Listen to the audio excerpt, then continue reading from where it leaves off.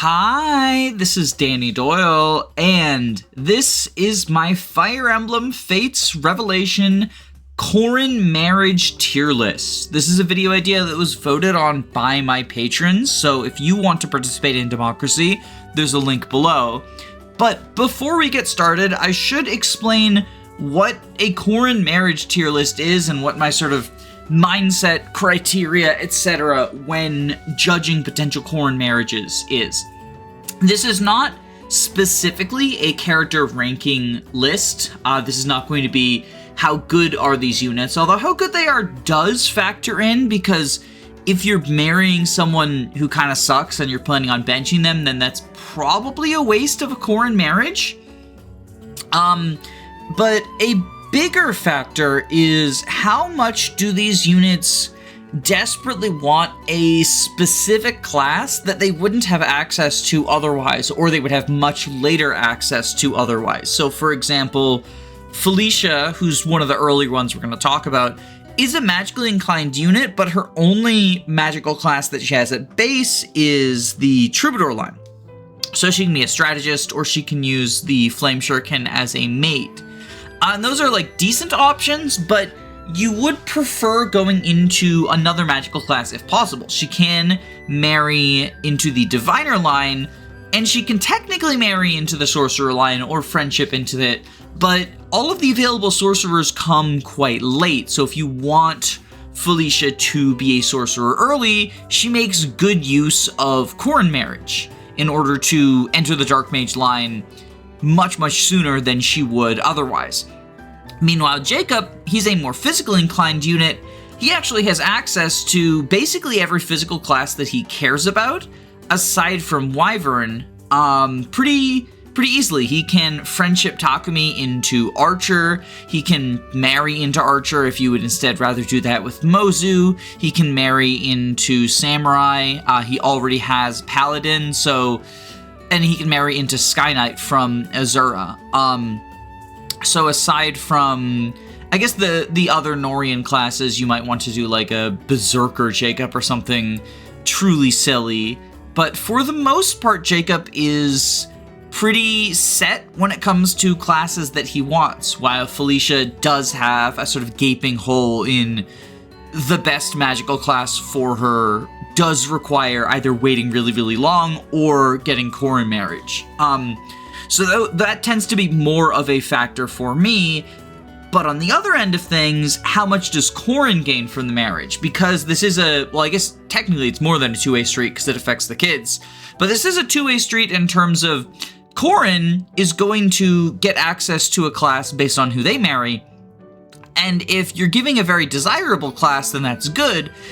But if you're marrying Jakob and Felicia, they're giving the Troubadour class, which is not super desirable. There's things you can do as a maid or butler, and there's things you can do as a strategist, but Corrin generally has better things to do than what the Troubadour class has to offer. So sort of a two-way street there in terms of how much does the marriage benefit the person you're marrying, how much does the marriage benefit your spouse, and how much does it benefit potential kids? Because you're always going to have Hana, with two exceptions, but you're possibly going to have another child, and Corrin is a pretty desirable parent since you can kind of tailor what stats they pass down. So if you are giving Corrin parentage to a child, that's another valuable resource. In addition to the customizable class that you pass to your spouse, you've got customizable growths that you pass down to the kid. And there are some kids who would prefer the sort of min-maxed growths of another parent. You know, magical children would probably prefer Elise or Sakura, or Orochi if they don't care about their speed, just because of the higher magic stat that they pass down. But there are plenty of kids who just customizing their growths by tweaking Corrin's Boon and Bane is going to be more beneficial to you than specifically having them marry a named character, especially if their ideal named mother comes much later. So those are sort of the three. I guess Hana is technically the fourth, but kind of sucks. So I don't super care. I'll mention when it's like, oh, this is good for Hana, but I don't super care about that. Those are the three units that will generally benefit from a marriage, is Korin's spouse, and their child. But I also, rather than just ranking these units based on how good a Korin marriage is for them, I also want to say what I would recommend passing to them if you're going to marry them with Korin, just because oftentimes there is, like with Felicia, a glaring missing hole in their kit, and filling that with Korin marriage can sort of elevate the unit's performance. So, first up is Jakob. And Jakob, Felicia, and Azura have the fastest possible Korin marriage. They all have fast supports with Korin, and they all have the ability to already start with a C support formed in Branch of Fate, and as a result of this, they are the only 3 units who, without grinding, you can marry prior to Chapter 10. So if you are in like a draft setting or some other environment where you want to add children to your repertoire sooner rather than later, or you just want extra paralogs available like really quickly, marrying one of these 3 is going to be the fastest way to get those extra paralogs or to get those children added to the cast. I did a low recruit playthrough of Rev because of a draft setting recently, and I married Azura specifically for that reason of just getting Hana and Shigure as quickly as possible. And Jakob, you can do a similar thing, getting Hana and Dwyer as quickly as possible if you are doing a sort of run where you want children quickly. Jakob does benefit somewhat from Korin marriage. He, as I mentioned, already has access to some pretty good physical classes. He starts out as a butler, which dagger access is always good, and his bulk and strength in butler are nice. His speed is good enough as well. And then he can heartseal into paladin if you would prefer better combat stats but a worse weapon type. I tend to think it's mostly a downgrade, but if you want to do heavy invest Jakob, it is a good way to pick up the cavalier skills. Specifically elbow room, shelter, and defender are the 3 that I would say are worth bringing into a long-term Jakob build. But without Korin marriage, he does also have pretty quick access to Sky Knight or Archer through Mozu or Azura marriage. The Samurai line is not great for him, but he can get it through Hana marriage, in a similar way the Oni line through Rinkah marriage, or the Monk line through Sakura marriage, which initially doesn't seem great just because he's a physical unit, it's a magical line. And Great Master is an alright class. It kind of synergizes well with Jakob's base kit, so I don't hate it on him. I would generally prefer going one of the other options, but even if you're not going to marry one of those early joiners, Takumi Friendship comes online 5 maps after Takumi joins, so 5 maps after Chapter 11. Relatively late, but still one of the better classes for a physical unit to wind up in. Jakob isn't really missing all that much aside from the Wyvern line that I know is a popular, especially in Conquest, a popular class to send a high invest Jakob in. Because unlike in Conquest, Elise does not join early, so you can't grab it from her. You have to wait until Camilla and Beruka, who are pretty competitive marriages. So if you do want Wyvern Jakob, that probably would be the best thing for a female Korin marrying Jakob to pass to him. I just don't think it's necessarily worth the investment. Jakob can do fine in other physical classes. I'm not super high on high invest Jakob. It's definitely like good, but I don't think it is the only good high invest unit, even out of the early game squad. And as a result of that, I don't love marrying Jakob to give him, it would be Wyvern. Like, yeah, you could give him Archer, but he can get that from 2 other sources very, very easily. I think his best marriage option from Korin is Wyvern, but I still think it's only like a B rank, just because even without Korin marriage, he can function really, really well for most of the game without needing that favoritism. And the Korin favoritism doesn't really push him over the edge either way. Felicia, on the other hand, as I mentioned, really wants access to the Dark Mage line. The Diviner line from Hayato marriage is decent. Like, she can go into Basara and use, like that, or into Omnioji if you want Tome Fair, like early Tome Fair, and then pivot into Basara for better stats, and sort of use that class as a good magical class. But I think if you want her to really embrace the high magic nuke lifestyle, then marrying Corrin and getting access to the Dark Mage line, specifically Sorcerer, is probably where you want to be, because it's just a, well, not a strict upgrade on Strategist, because you don't get access to staves anymore, but I think staffing is less necessary in Fates than most other Fire Emblem games.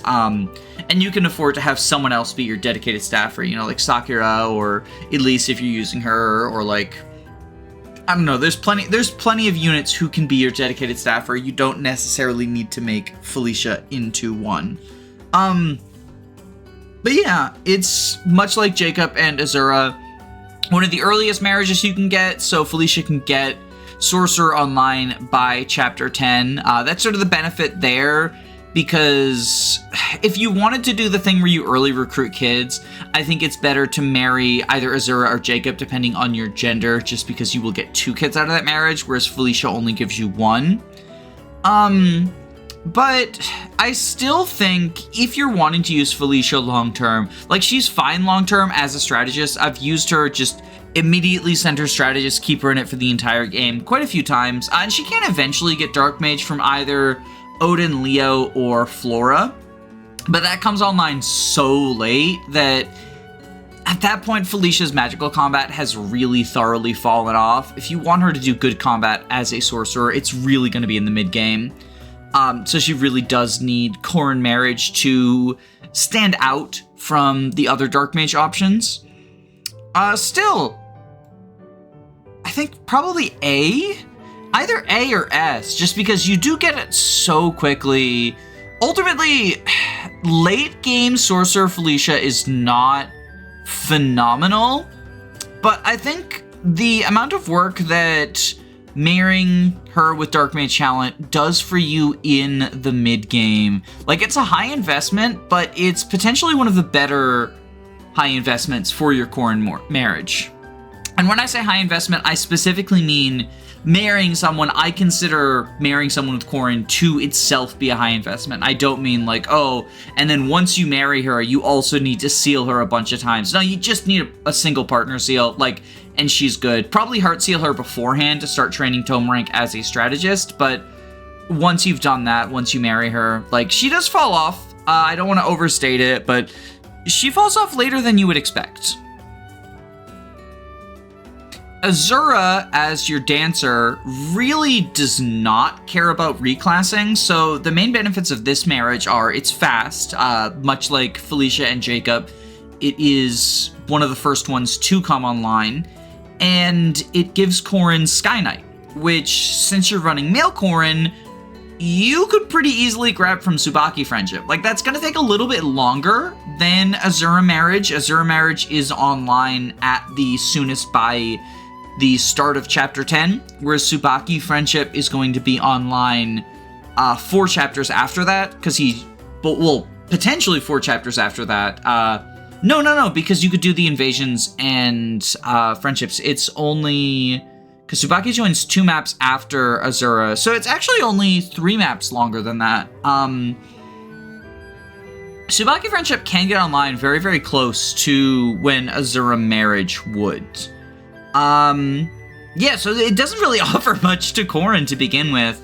I would say, if you're going to marry Azura, probably Archer, just so that then, like, again, it's to benefit Corrin. Corrin can promote Kinshi Knight, get, like, both the Sky Knight and Archer class skills there. It also, I guess, benefits Kana. Like, I've done the Archer Kana Azura marriage thing in a draft, and she was good, but it's because high strength and good class, like, it's not a Kana thing. Ultimately, I think this is one of the worst Korin marriages you can do, you're throwing away Korin's ability to pass a new skill onto an actual combat unit, someone who actually wants to reclass, and what you get out of it is something you can easily replicate by not using Korin marriage, because in order to marry Azura, you have to be running male Korin, so like, if you want Skynet that badly, just friendship Subaki, it's not that hard. And then, as far as Shigure is concerned, he does actually like being able to sort of tailor his growths with Korin as a parent, but I still don't think it's worth it.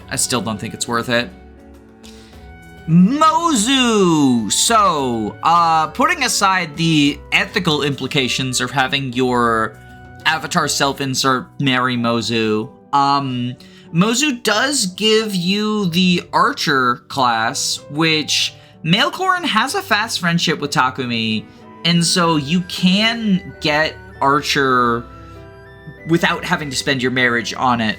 But if for whatever reason you're not fielding Takumi, or Takumi is busy building supports with other people, Mozu is, I guess, a decent way to get the Archer line. Mozu herself doesn't really care about what classes she gets. She's kind of fine sticking in Sniper plus Kinshi, like long term.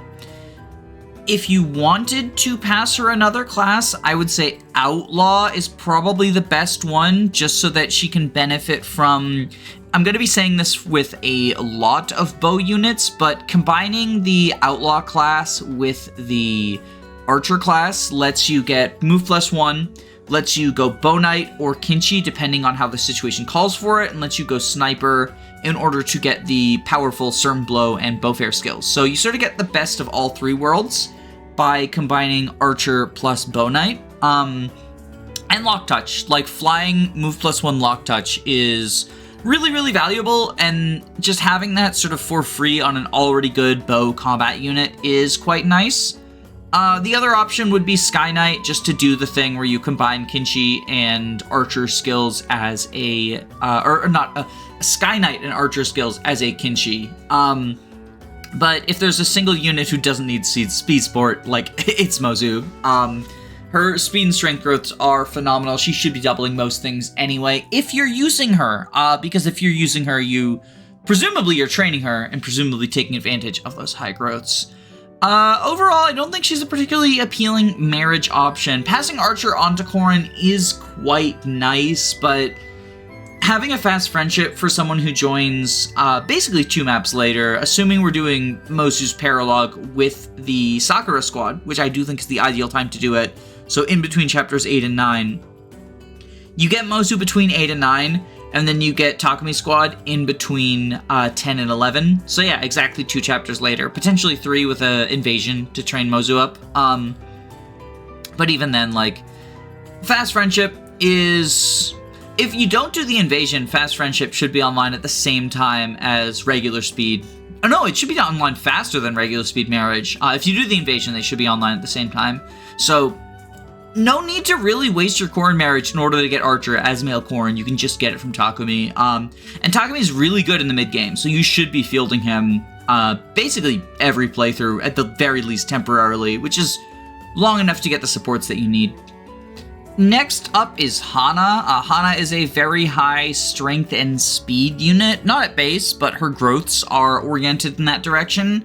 So what she likes is having access to a bow class. She natively has Priestess, but that's only after promotion. So if you wanted to get another bow class, either just because a lot of bow classes are better than Priestess, or because you want her in one unpromoted, then going through supports to get Archer is really beneficial to her. Quick Draw also helps make up for the low strength base while she's still working on her growths. So Korin marriage, giving her Archer, is really beneficial. She does, however, have 2 other routes to Archer, either through Takumi marriage or through Setsuna friendship. Setsuna friendship comes very late, but Takumi marriage is pretty easy to work on quickly, and Hana is one of the better moms for Kiragi, So if you want to get Archer on Hana, it's very easy to do so without using your Korin marriage. And in a similar vein, she can also go ninja for not as good as bows, but still 2-range combat, potentially 1-2 range combat, not for like enemy phasing because her bulk is terrible, but for, you know, being able to attack archers at 1 range, being able to attack melee units at 2 range. And she very quickly can start working on those supports with Kaze and Saizo. So the main benefit to Korin marriage, the class that you give, I guess you could do a similar thing to Mozu where you give Outlaw and then let Hana friendship Setsuna so she can combine Outlaw plus Archer skills, but I don't think that is particularly worthwhile because, like I said, Setsuna friendship comes so late. Setsuna doesn't join until chapter 16, and it is a slow friendship, meaning that it takes 4 maps to be online, because 1 for C, 2 for B, 2 for A, so 5 maps, not 4 maps. 4 maps is the fast one. 5 maps to come online, but then you cannot build support points or rather you can't activate a support in between 16 and 17, so if you get the C support in 16, then you can't build support points in 17, which functionally, there's no reason why, like, it just makes it take an extra chapter, basically. And all that time beforehand, Hana will be stuck as an outlaw, which is generally worse than Archer, especially early on, because early quick draw does really help with the low strength base. I guess technically Hana wants Archer as quickly as possible to start building bow rank, so Korin being able to get that marriage 2 chapters earlier than Takumi, potentially more because of the, you know, Mozu paralog and Invasion 1 and stuff, is actually quite beneficial to Hana. If you're using Hana long term, it is something to potentially consider. It is her fastest route to the Archer line. I'm still gonna say it's probably D tier. It's more justifiable than Mozu because it does actually give her a class she cares about, whereas Mozu just already has the class that she cares about. If you really want Outlaw Mozu, you can also get it through Niles. And then Samurai is also a pretty good class for Korin to get. If you're male Korin, you can friendship Hinata, but Hinata is sort of like a questionable deploy. I think he's decent in the mid-game, but deploying him for 5 maps to get that friendship with Korin is not always going to be something that's super viable. So getting Samurai through Hana is cool if you want to go, like, you know, there's a lot of builds that like the Samurai skills. Vantage and Life and Death work together very well. Swordfare is a good damage boost if you're using Yato combat, which, especially for fighting the final boss, is really nice. So going Swordmaster for that reason. Or if for whatever reason you went minus speed on Korin to sort of patch up Korin's speed, you shouldn't go minus speed on Korin, but if you've decided to throw, Swordmaster can help with that.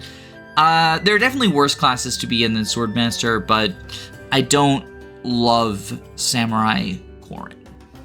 Subaki is actually a really interesting proposition for marriage.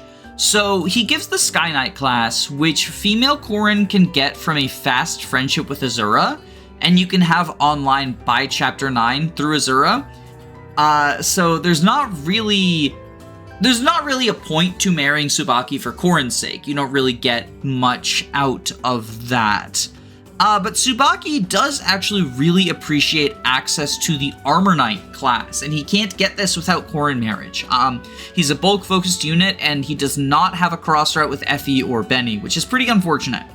It's not the end of the world, because if you don't want to marry Subaki, he can always get Oni from Rinkah, which is almost as good. It doesn't keep lance access, which is unfortunate because he is a lance-based unit and he wants to be able to use, like, Guard Naginata to further supplement his bulk, but you can settle for it, like, it's fine. But he really would appreciate Armor Knight from Korin. And Keldori is, in my opinion, one of the better Gen 2 units, potentially the best Gen 2 unit in Rev, just because she has pretty balanced stats. as a Skynet, which is a good class. You can pass something nice to her in terms of like skills from Corrin. I like passing Quick Draw just because while she can't get Archer herself, she does still appreciate that extra damage boost, especially if she wants to go Kinshi Knight. Yeah, I don't hate Subaki marriage.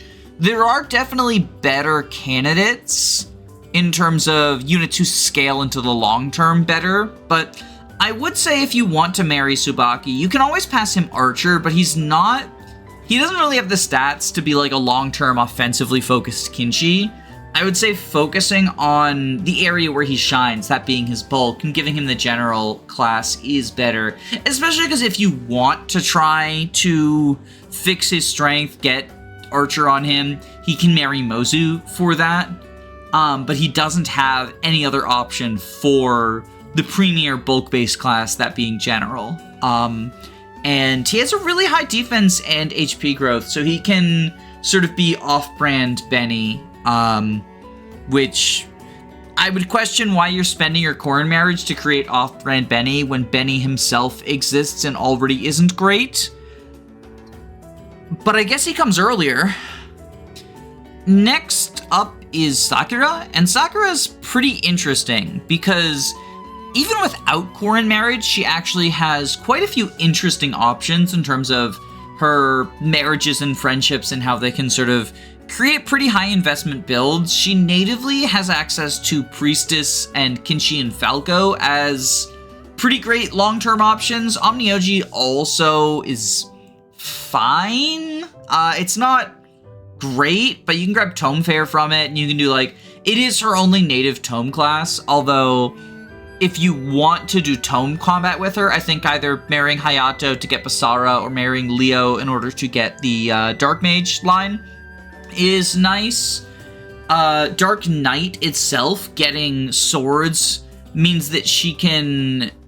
It synergizes well with her Hana friendship, where she can build sword rank as a samurai and then take advantage of the Levin sword as a Dark Knight, which is cool. She can go sorcerer and take advantage of the synergy between, like, she can be a Vantage sorcerer, which I don't love, but it is like an option in her native kit. I've done Bolt Naginata Basara, I've done Shining Bow, Priestess, and Kinshi. There's a lot of really cool medium to high investment builds that Sakura can go into without Corrin marriage, but she does also have a very glaring hole in her kit, and that is, well, I guess twofold. One is similar to Felicia, her sorcerer, or rather dark mage marriage comes very late in the form of Leo, who joins at the same time Leo and Odin would for Felicia, right? But unlike Felicia, Sakura does actually scale very well into the late game. So while it's nice to get Dark Mage earlier from Corrin, and it is a fast support, so you'll even get it, relatively around the same time Felicia would. A couple of maps later, because she joins later, but not that much later. The bigger thing is Archer. Sakura has two native bow classes in Priestess and Kinshi Knight, and so using an arm scroll and getting some weapon rank grinding to get Shining Bow is... She's probably the best Shining Bow user in the game. I guess the only other competition would be a magical Offspring sealed Nina, but I don't love that. I don't love that, TBH. Sakura, as probably the best Shining Bow user in the game, would love to grab Archer, be able to get Quick Draw, be able to get Bow Fair, be able to just sort of grab Quick Draw for free as a Shining Bow Kinshi. Would be very nice. I think it's cool that she has this glaring option in her kit, but I ultimately don't even think that it affects her as much as it would some other units, just because she has so many other options that synergize with each other quite well. Obviously, it's unfortunate that she can't go Archer, because the only male Archer is Takumi, and They don't have friendships between because you can't marry the siblings to each other, and then they don't have friendships, so you can't sort of even activate that. Like, they'll support each other, but they just don't ever get a class out of it. It's just pair-up bonuses. Ultimately, I think because Sakura, unlike Felicia, has so many other options where she scales pretty appropriately without Korin marriage, I think I'm going to say it's an A-tier marriage. If you want to give her anything, probably Archer, because she has no way of getting that, although Dark Mage is a sort of second option just to get Dark Mage online sooner. I would say that Leo marriage is probably the better one for Dark Mage, because Sakura also makes a good mother for Forest, so you get, like, 3 really good mages out of it. Like, a happy family of really good mages, but Korin can potentially give it to Sakura earlier if the only one you care about of those 3 is Sakura. Then yeah, getting it online earlier is definitely better than later. Next up is Kaze. And Kaze is not a fast support, but kind of functionally a fast support, because you can build the C rank in Branch of Fate, and if you do that, then it takes as many main campaign maps as a fast support would in order to complete the marriage, which is kind of cool. Kaze himself has basically everything he cares about in his base kit. I feel like the best build for Kaze is just to leave him in Ninja basically the entire game. Like, either send him Mechanist or send him Master Ninja. You can potentially dip into Samurai if you want to combine, like, Vantage with Ninja stuff for, like, enemy-facing mages, because he has really good res, but mostly I think just player-facing with daggers, taking advantage of his weapon rank, taking advantage of effective weapons is the best way to make use of Kaze long-term. He could potentially supplement this, or just, like, fully switch roles by marrying Mozu in order to get the Archer class, and I do think if you're marrying Kaze and you want to pass him a new class, Archer is probably the best one. But even then, I don't love the idea of, because Kaze gets a lot of his damage from being able to leverage effective weapons, being able to use higher weapon rank, like steel daggers and stuff.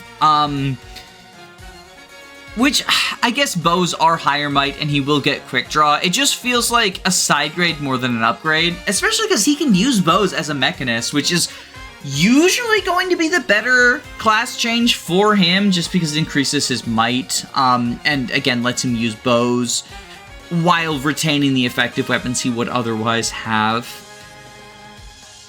This is not a super good marriage for Kaze. It is potentially beneficial for Korin, because the one class that female Korin can struggle to get that she does like is Ninja. There's only one female ninja in the cast, and that's Kagero.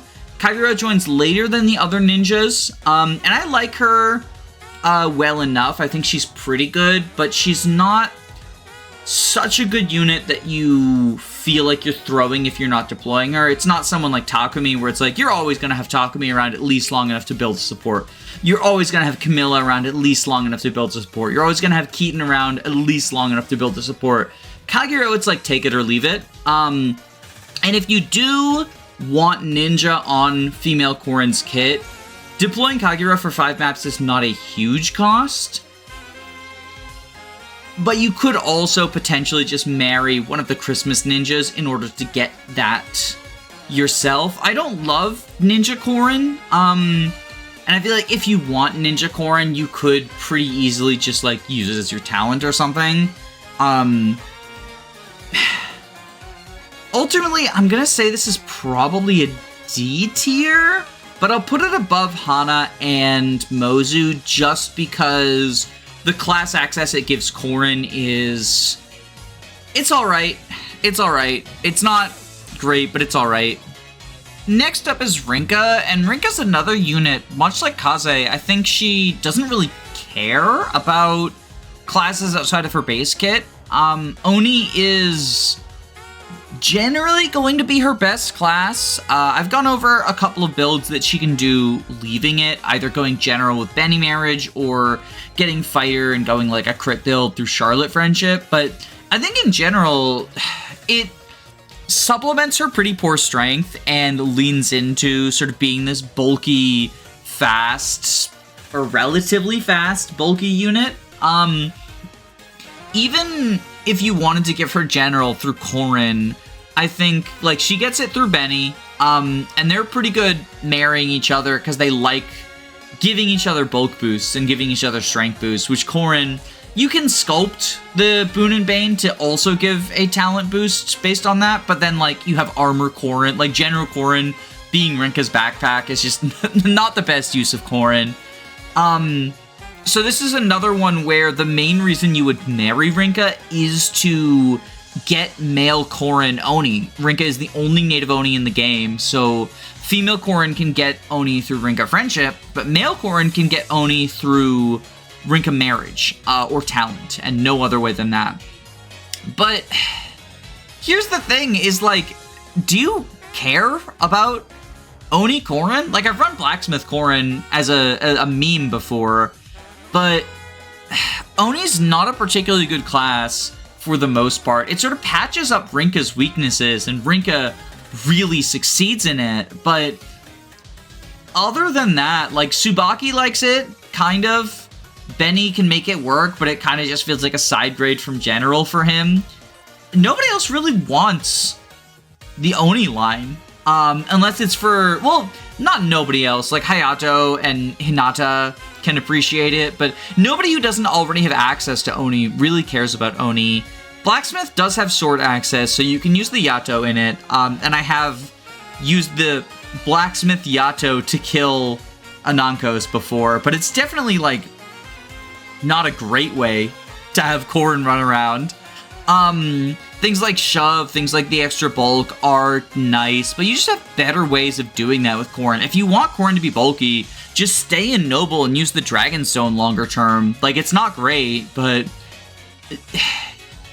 yeah, I think Rinkah's better than Azura in terms of, because she does actually care about getting a reclass potentially. Like, you can send her Wyvern, she maintains the Axe rank, and that also helps her strength.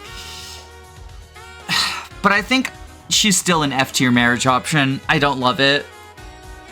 Hayato, the best mage in Rev, and much like Felicia, he appreciates getting Sorcerer. He can get Dark Mage sooner than Felicia can, because he gets it through Nyx's marriage. He has a cross route with Nyx. He could also marry Felicia to access the Troubadour line, which is kind of just like a side grade, being able to, like, I guess, get on a horse and use staves, as opposed to being a Basara or an Oni and having better stats as a mage.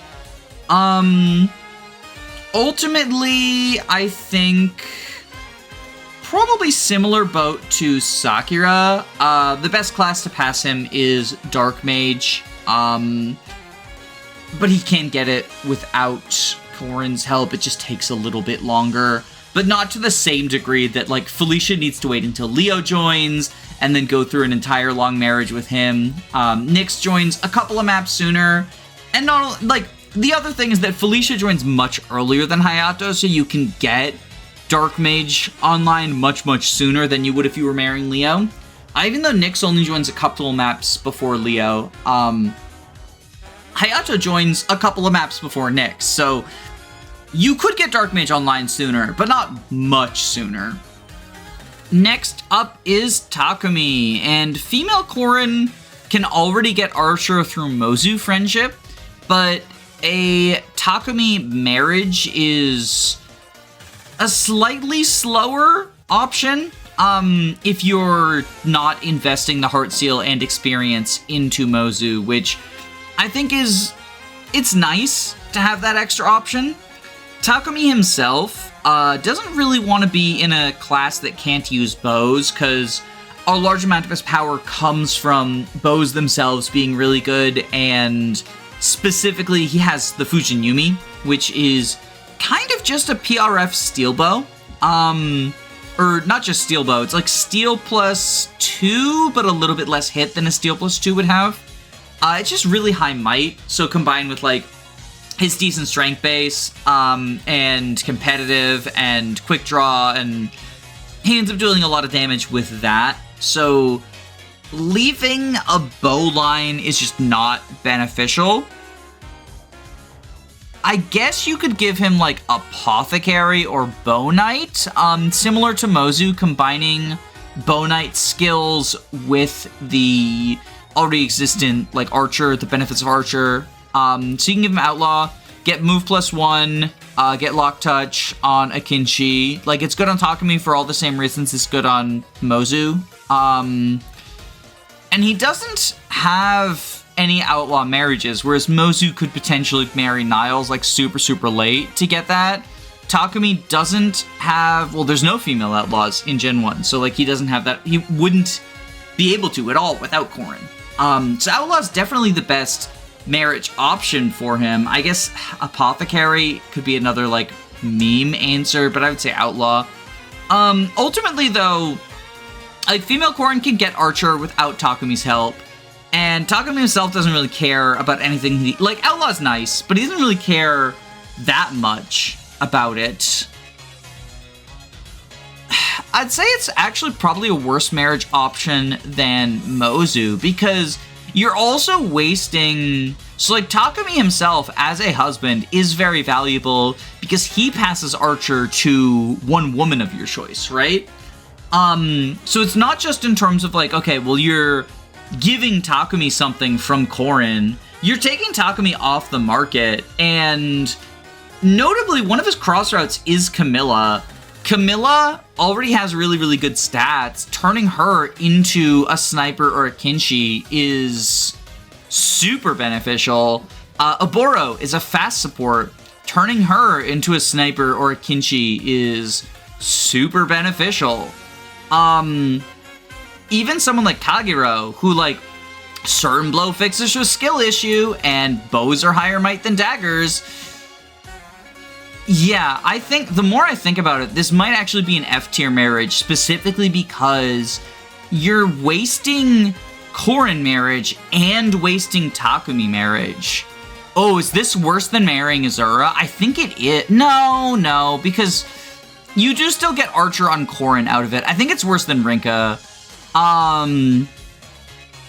Yeah, I feel like, because Takumi marriage is another really valuable one. Kiragi's a good kid, so, like, giving him Korin parent is good. But yeah, you're wasting one of the better resources you have access to, that being reclass the female unit of your choice into sniper. I really don't like this marriage option. Hinata is another sort of like, why bother with this marriage unit? So if you're going female Korin, you already have access to Samurai through Hana friendship much sooner than Hinata even joins. Like, it's 2 chapters earlier join time, and a friendship is faster than a marriage. So if you want Samurai on Korin, which there's reasons to potentially want Samurai on Korin, you can get it more easily, like, just by marrying, but not by marrying, by friendshipping Hana, so you don't have to waste your Korin marriage for that. Hinata himself, the biggest strength that Hinata brings to the table is just C-rank swords and decent stats for a mid-game stretch where using C-rank swords, like using the free dual katana, using the armor slayer, using triangle advantage over the scary berserkers is nice to have. And as such, like, I guess you could marry him to give him another class, a more viable class into the late game, because he wants to be bulky. Like, he wants to be a fast, bulky unit. I don't think he has... Yeah, he doesn't have Armor Knight access, so I guess technically you could give him Armor Knight, especially if you reclass him to Oni. He can build Axe rank and then, like, be an Axe General or something. But that feels like more of a side grade to Oni if you want to lean into the bulk aspect of things. And I really do think that Hinata's biggest strength is just his starting position. Like, he just starts in with a bunch of really desirable traits for the point that he joins. I don't really know what you would give him other than, like, general as a side grade. Maybe mercenary? He does have access to that through Selena marriage, though, so it's not even, like, unique. Yeah... Maybe F tier? He does give samurai, but like, yeah, he gives samurai, and unlike Takumi, who also gives a good class, you're not wasting like a super desirable marriage. Hinata's just like, whatever as a husband. I think D tier is probably where he belongs. Next up is Oboro, and Oboro is one of only 2 units with the Spear Fighter class. So if you want Spear Fighter on Korin for some reason, male Korin does get friendship with Shiro, but that's much, much later because you got to get Ryoma married, and then you got to build friendship with a Gen 2 unit. I generally think getting a class from a Gen 2 unit is not great. Oboro herself, very solid unit. She can benefit from Korin marriage with a number of classes. She could potentially get the Wyvern class, although she has access to that through Beruka friendship. She could potentially get the Kinshi Knight class, but she has access to that through fast Takumi marriage. She could potentially get and Mozu friendship, and Subaki marriage if you want the Sky Knight variant. So a lot of ways to get into Kinshi Knight as Oboro. She could potentially get Paladin, I guess would probably be the most unique thing Korin can pass. Gives her elbow room, helps bolster her combat. She's got like decently well-rounded classes. If you want to do like a lance focus Oboro, then even then I think probably Spearmaster's better. You get Lance Fair out of it. I can see combining the 2 of them, but again, she can get that from Silas, so that's not even like a uniquely Korin thing.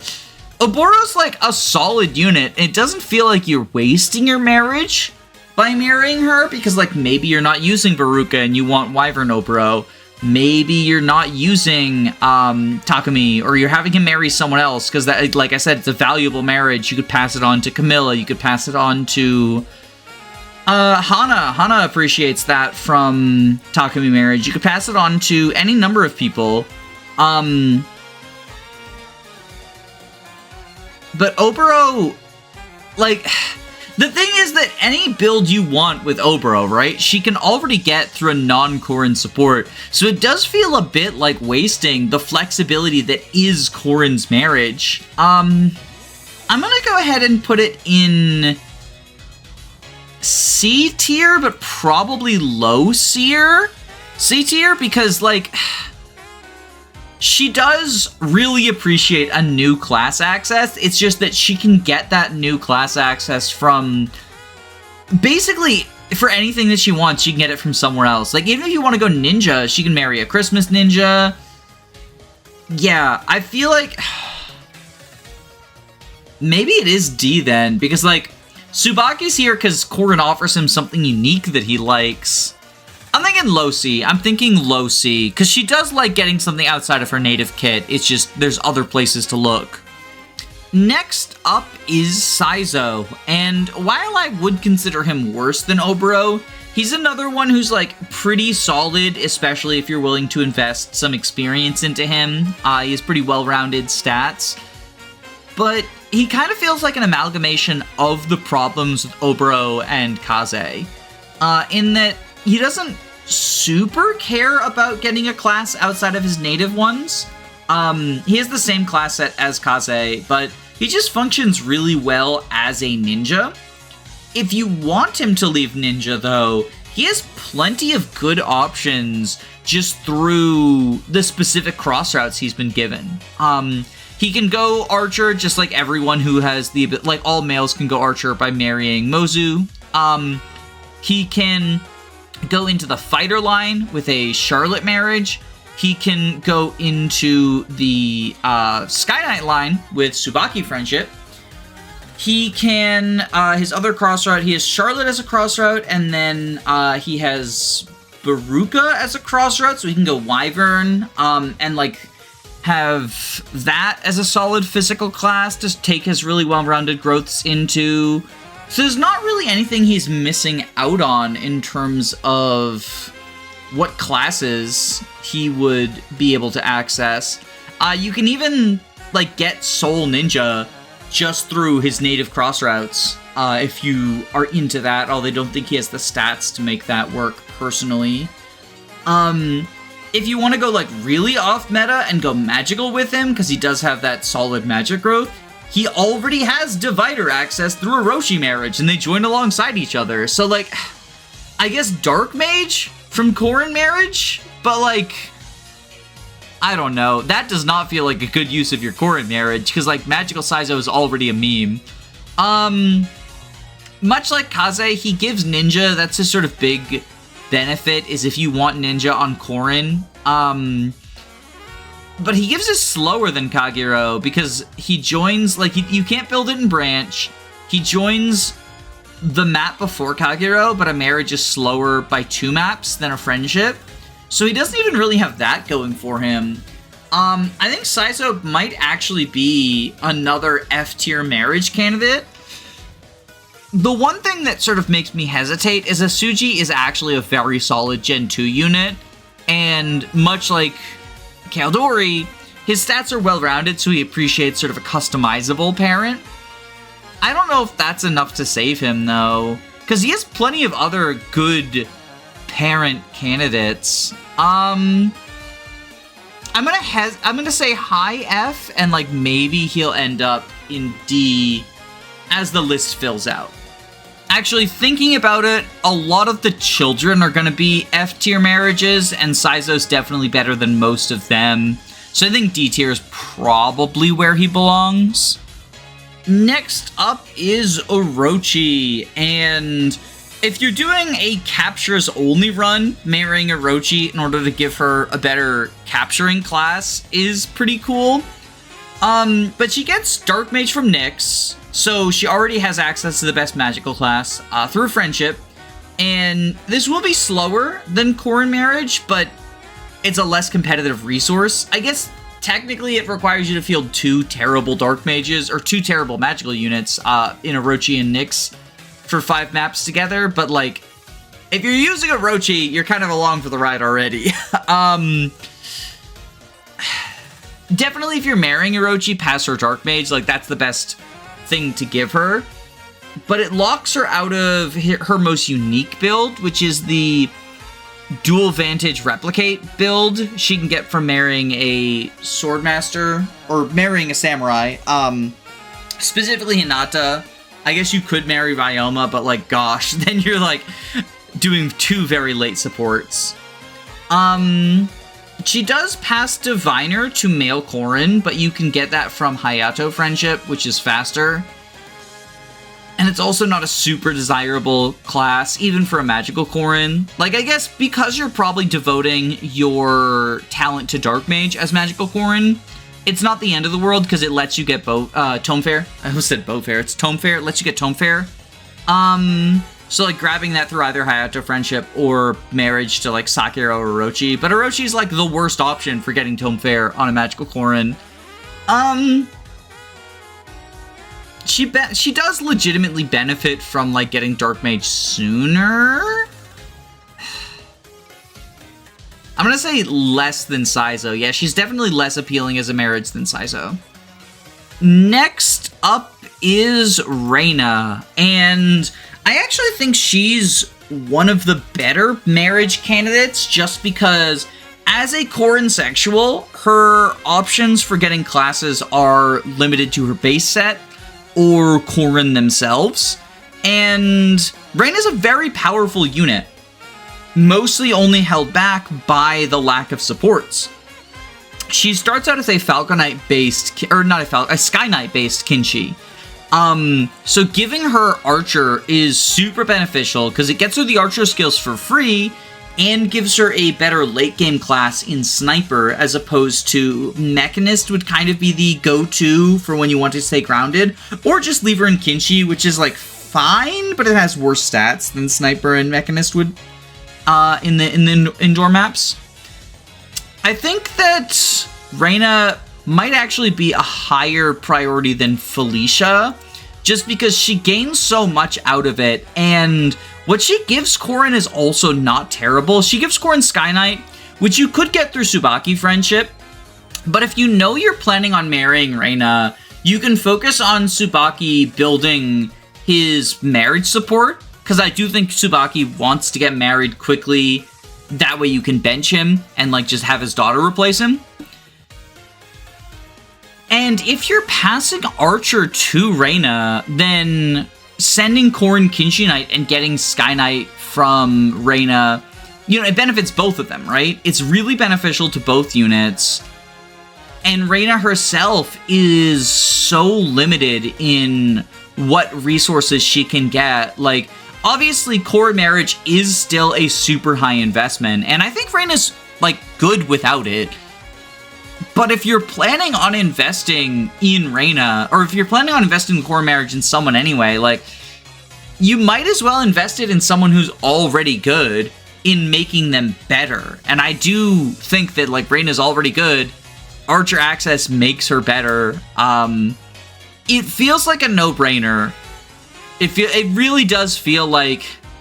I mean, obviously there's less creative builds you can do with Reina just because of how limited her kit is. So if you want to do something silly, some of these other people might offer better silliness. And you don't get a kid out of this marriage. Well, you get Hana, but you don't get like a you know... Well, I guess male Corrin wouldn't be getting one with anyone other than Azura anyway. So if you're going male Corrin, that's not even really a downside. That's more of a downside for, like, Shura and Fuga than it is for the female Corrin sexuals, right? So, yeah, this is just a really valuable marriage. I think this is one of the best Corrin marriages out there. I don't do it super often just because I like using a lot of the mid and low tier units, and they do appreciate the help as well. But if you're just trying to, like, beat the game, marrying Reina is one of the better ways to do it. Next up is Kagero. And because you have to be a male Corrin to marry Kagero, you have much easier access to ninja, specifically through Kaze. So she doesn't really offer that to Corrin. Instead, I guess the main beneficiary is Kagero, but similarly to Kaze and Saizo, very similarly to Kaze, she already has stats really well suited for the ninja line. She has high strength and high strength, high speed, high res. So she's kind of meant to be like this really strong mage killer.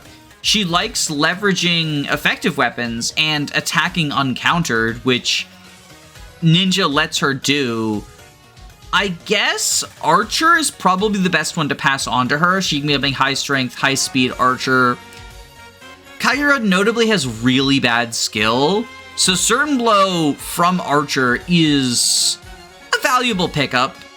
She can get Archer from Takumi, of course, but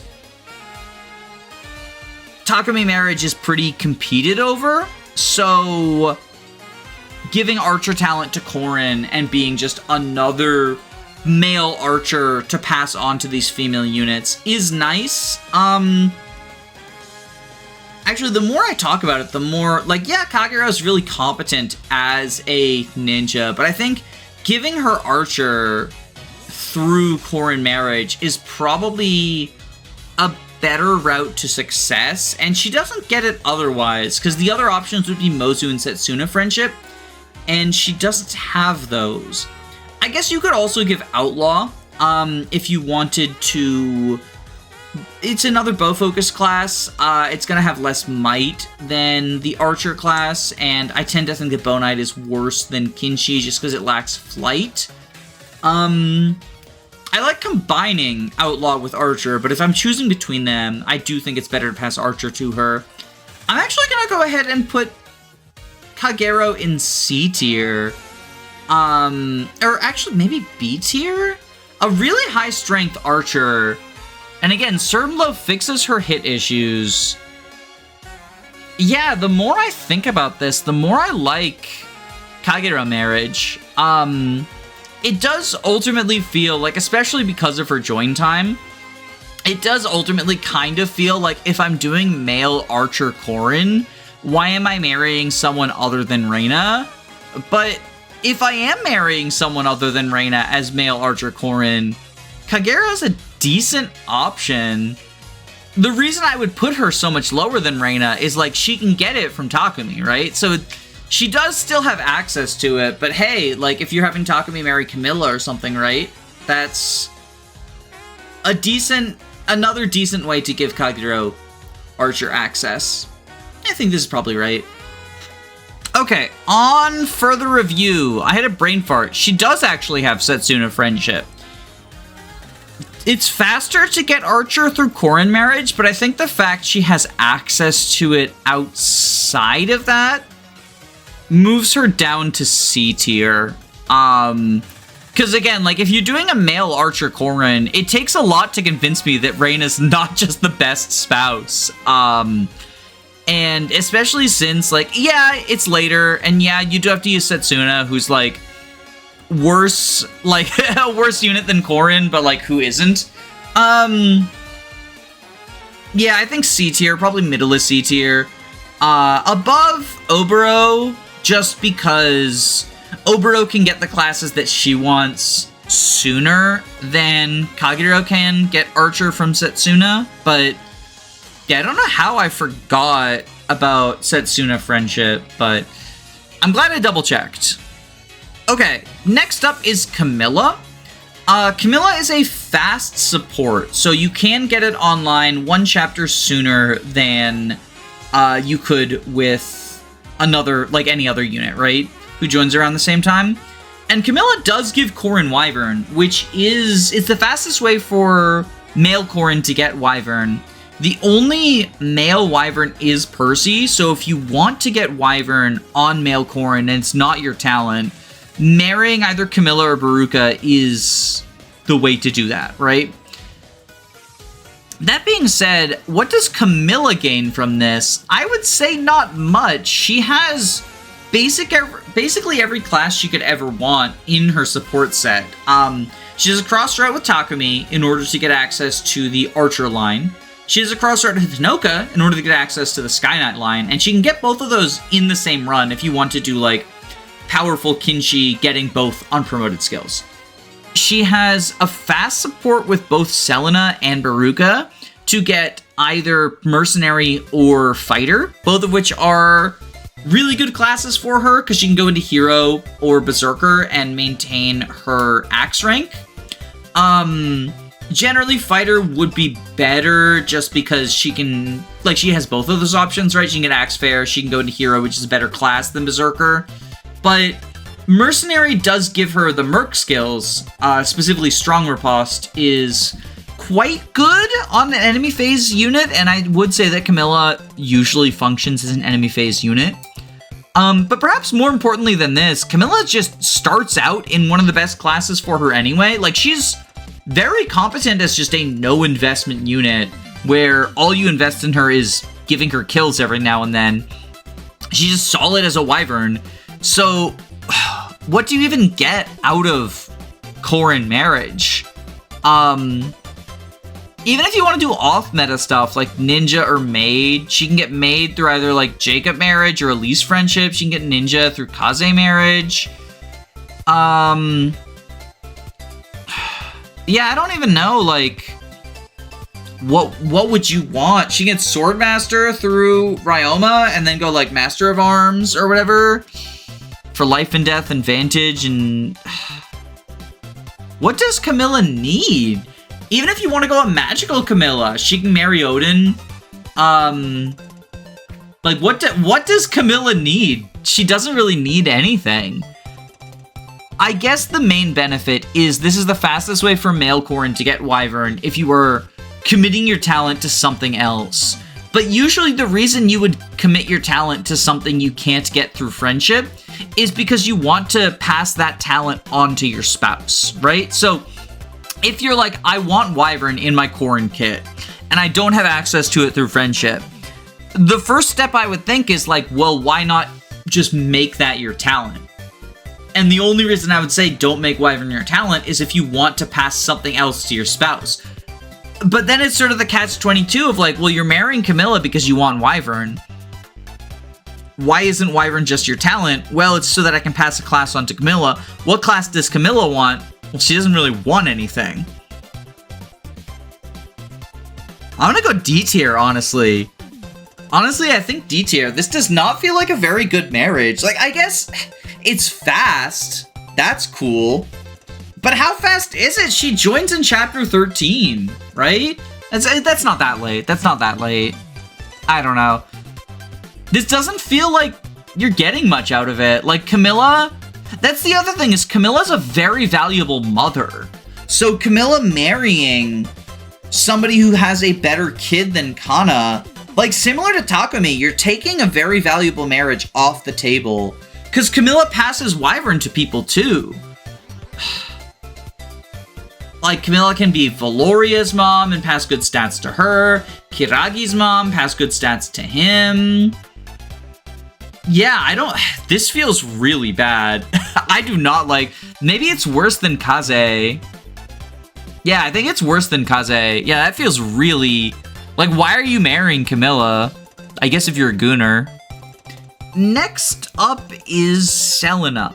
And if you're using Selena as a combat unit, I don't think she actually wants Corrin marriage. She can get Wyvern through a fast friendship with either Camilla or Beruka. And even if you don't want to make her a fast Wyvern, which I do think is her best combat build, she has access to the Samurai line to sort of maintain her good sword access through Hinata marriage.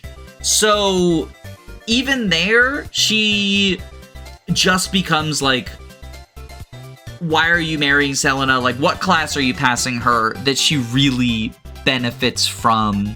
I guess Archer helps to supplement her strength just by giving her quick draw and bow access. And she is fast, but she kind of wants to be a tanky fast unit.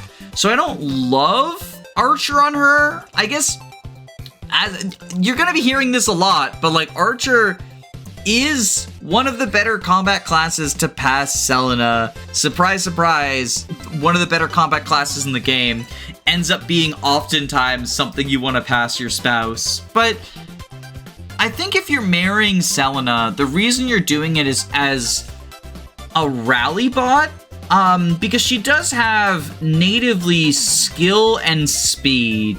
And as I mentioned, she can grab Wyvern through fast friendship, so she gets defense without a marriage help. The problem here is that she already has access to, in my opinion, the best, like, fourth rally to supplement those three is strength. And she already has access to that through either Keaton marriage or Arthur marriage.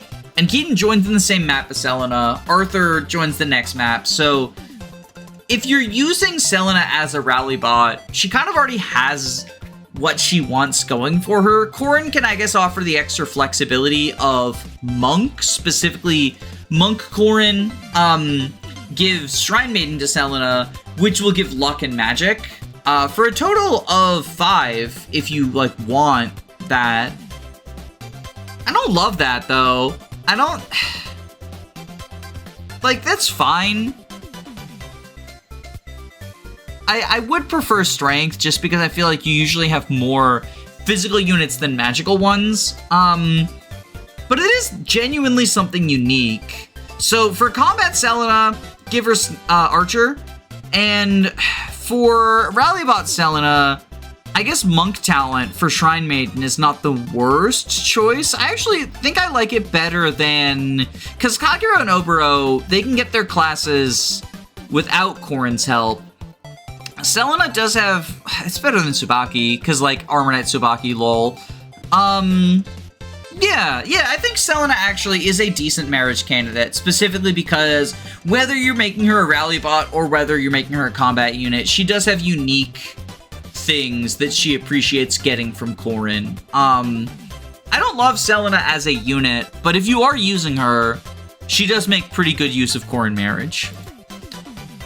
Beruka, on the other hand, feels pretty similar to Camilla in that she passes Corrin Wyvern, which is appreciated if you want Wyvern on male Corrin, but it feels like, what are you, like the same problem, right? Where why aren't you putting that as just your Heart Seal talent? Well, it's to pass a class on to my spouse. Well, what class does Beruka want?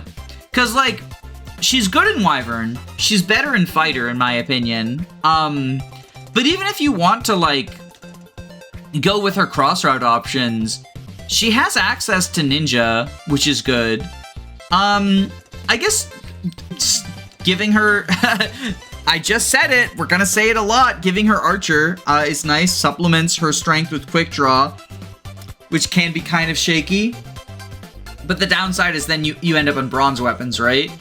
As opposed to Selena, who can combine Archer and Bow Knight with each other, Beruka doesn't really get that strength, so I think it's definitely worse than Selena.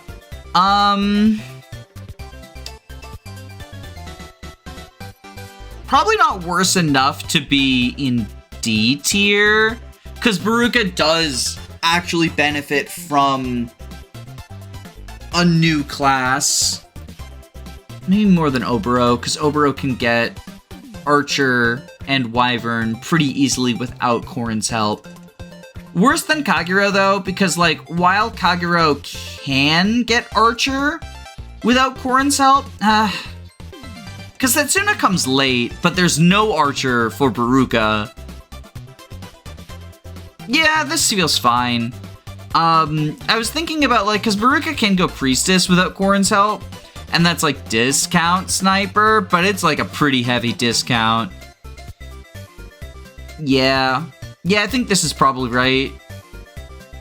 Next up is Kaden. And Kaden does want a reclass into something to sort of help out with his strength, because he's really fast, and he has decent res. He doesn't have bulk, but, like, the bulk situation's kind of unfixable.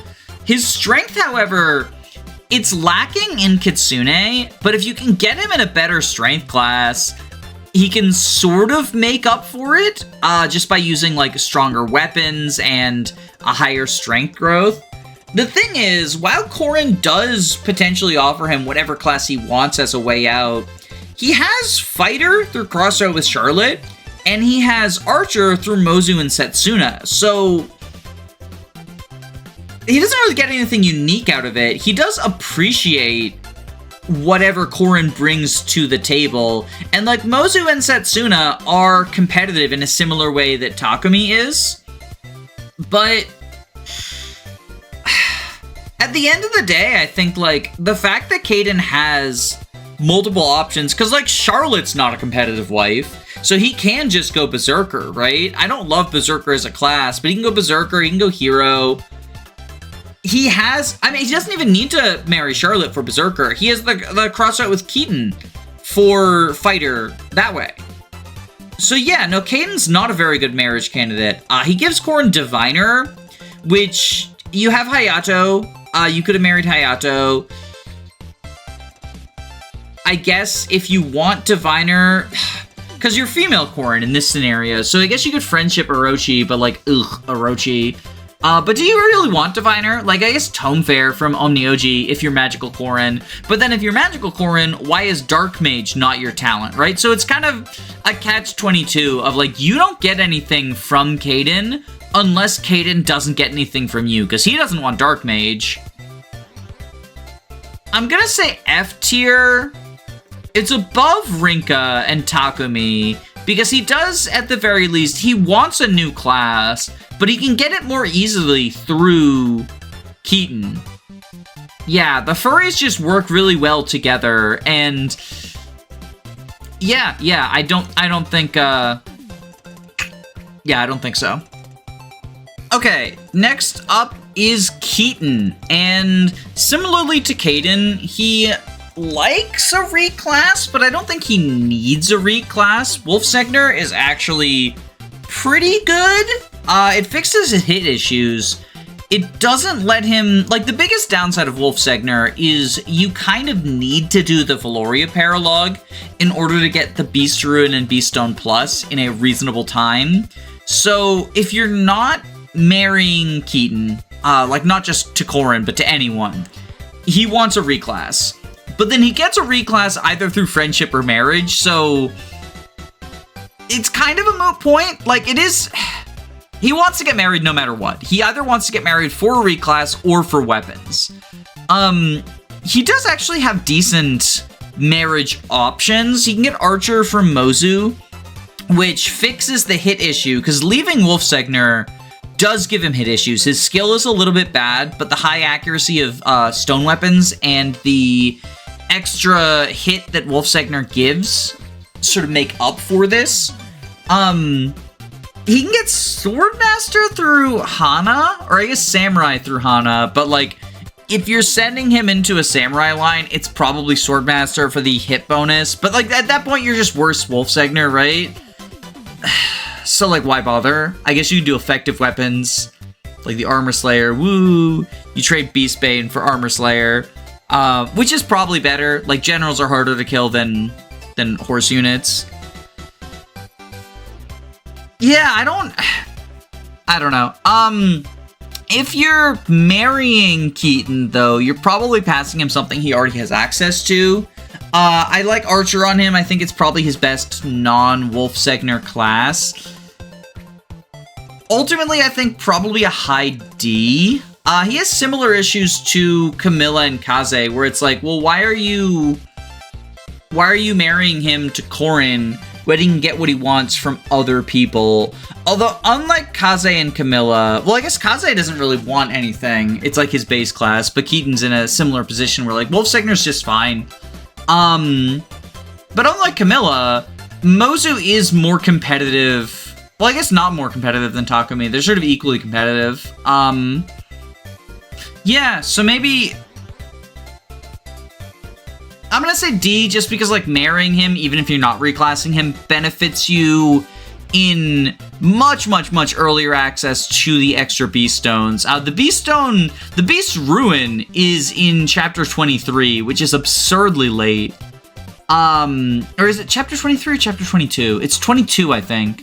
Still, absurdly late. And then the Beast Stone Plus, I think that's one of the treasures in the stealth map. So, like, congratulations, you have it for 3 maps. Like, go fuck yourself. I don't know why you get the stones so late in Rev. It's absurd. And the reason that I didn't give, like, well, marriage gets you the stones benefit to Kaden is Selkie doesn't have stones. She just has the regular. Like, it's so weird. I don't know. I guess this is a marriage that benefits Corrin. So, for female Corrin, this is... the fastest way to get fighter is Charlotte, but it requires you to field Charlotte a bunch. Keaton is at least a good unit who you want to field. So if you want fighter on Corrin, which you might, like, it's good for Rallybot Corrin. Hero's a decent class for Corrin, although female Corrin can get that from Selena, like, pretty easily. So it's only the HP plus 5 if you care about that. Is that enough to push him up to C tier? It is a class that benefits Corrin, but, like, so is Kaze, so is Ninja. I think fighter's more often beneficial than Ninja, because, like, Hero's a good class. HP plus 5's a very good skill. The fact that Hero uses swords is good, too. Like, Master Ninja uses swords, too, though. Because, like, Yato. I'm thinking for, like, late-game Yato classes, right? HP plus 5 is, like, better than anything Ninja has to offer. Like, what are we, lock-touching Corrin? And then, like, Rally Strength, if you want to do, like, a Rallybot Corrin. Which I do think Rallybot Corrin is actually valuable. Just because of how easy it is. And Rallybot Corrin, so female Corrin gets a lot of good rallies, but doesn't get strength through a fast support, just because Sakura gives luck and magic, and Azura gives speed, and Camilla gives defense. So in my opinion, one of the better marriages for Rallybot Corrin is to someone who gives fighter, which would be female Corrin, either Keaton or Arthur. So yeah, actually, maybe this goes up because of how much it benefits Corrin specifically. And then you can make Corrin's talent something that benefits Keaton because, like, then they become symbiotic, right? Yeah, I'm thinking probably actually here? I'm thinking like here-ish. Either directly above or directly below Selena, because they're both building a Rallybot through marriage. Selena can actually get good rallies without Corrin marriage, whereas Corrin, well, she doesn't need Keaton marriage, actually. But she is a better Rallybot than Selena. And, like, the other option is Arthur. Ugh. Whereas, like, Selena is getting strength through Keaton himself. I'm gonna say C tier. I'm gonna say right above Selena. These are very close to each other. This gets you an extra kid. And I do think that Rallybot Corrin is more desirable than Rallybot Selena. So that's probably the deciding difference. Yeah. And this can benefit both units, whereas, like, Mercenary's nice on Corrin for the same reasons Fighter is. And Strong Riposte, like, if you want to do, like, a enemy phase hero, can be cool. But I don't think Corrin's strength really suffers to the point where, like, I would prefer HP plus 5. These are very close. Yeah, the more I think about it, the more Keaton marriage is actually pretty appealing. Next up is Elise, and aside from, much like Mozu, the ethical implications, this marriage is pretty bad. So Elise already has Troubadour and Wyvern in her base kit, so if she wants to be, like, a combat unit, she already has good classes for that. I guess if you're marrying Elise, the best class to pass her would be Dark Mage. But she can get that from marrying Odin, which is a popular pairing in Conquest. The thing is that in Rev, both Odin and Elise are pretty bad. So if you're, like, using either of them, it's because you like them rather than because you think they're, like, the best option for your team. In which case, like, I guess passing Dark Mage to Elise is not the worst thing you can do if you're using Elise, simply because it stops you from having to feel the second bad unit, right? I'm gonna put her above Kaden because at least Kaden getting his class from non-Corrin options. You're using otherwise good units. You know, if you're trying to get Fighter, you're using Keaton, who is good. If you're trying to get Archer, using Mozu, who is good. Or you're using Setsuna, who's, like, alright. If you're trying to get Dark Mage Elise, you're using Odin, who sucks absolute donkey dick. The thing is, Elise needs Dark Mage less than Kaden needs a new class. Because Elise can just go Wyvern. Elise can Saiyan Strategist. She makes a pretty solid strategist.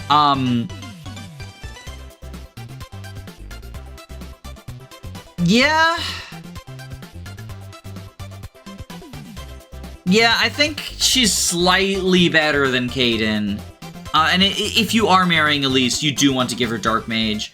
But then she doesn't give much, like, neither of them really give much to Corrin in return. But I think Kaden gives less, because he's giving Diviner to a Corrin with a physical talent, so probably a physical Corrin.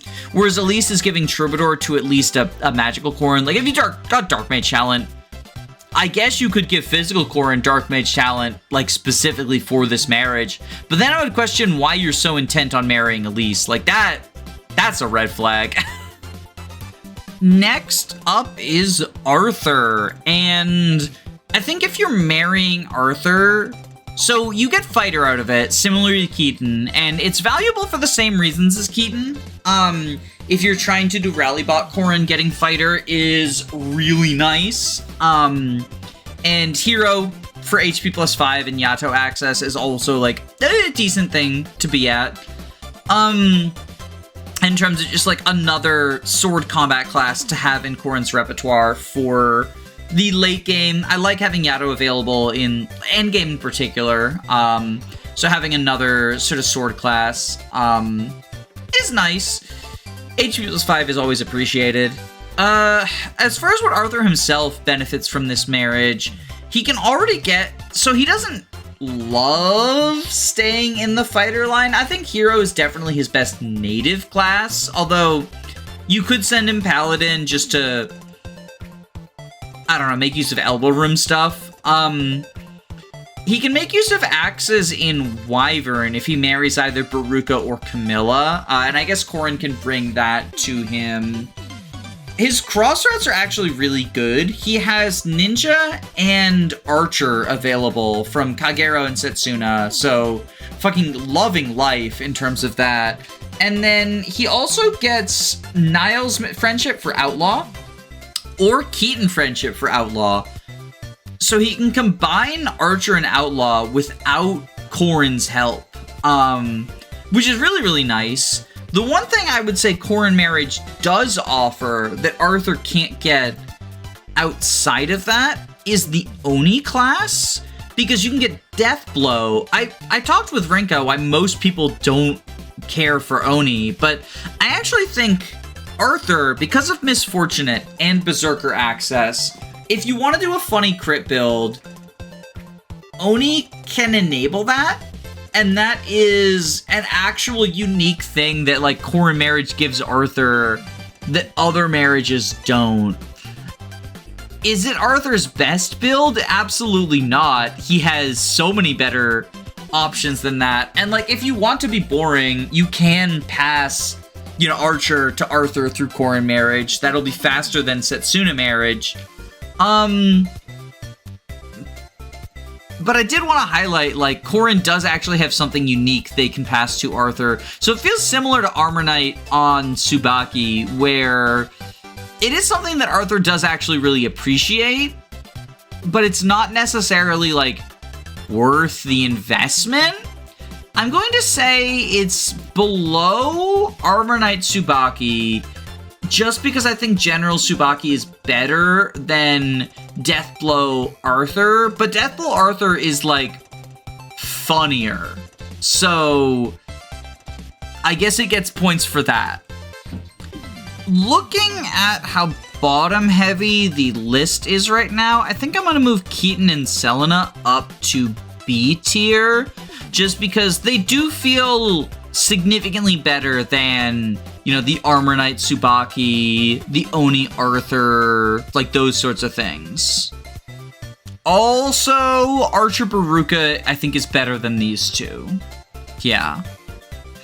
Okay, next up is Effie, and Effie is a unit who wants out of her base class, but she can pretty easily get that through either Mozu Friendship or Fast Marriage with Arthur, going into either, you know, the Archer line or the Fighter line, respectively.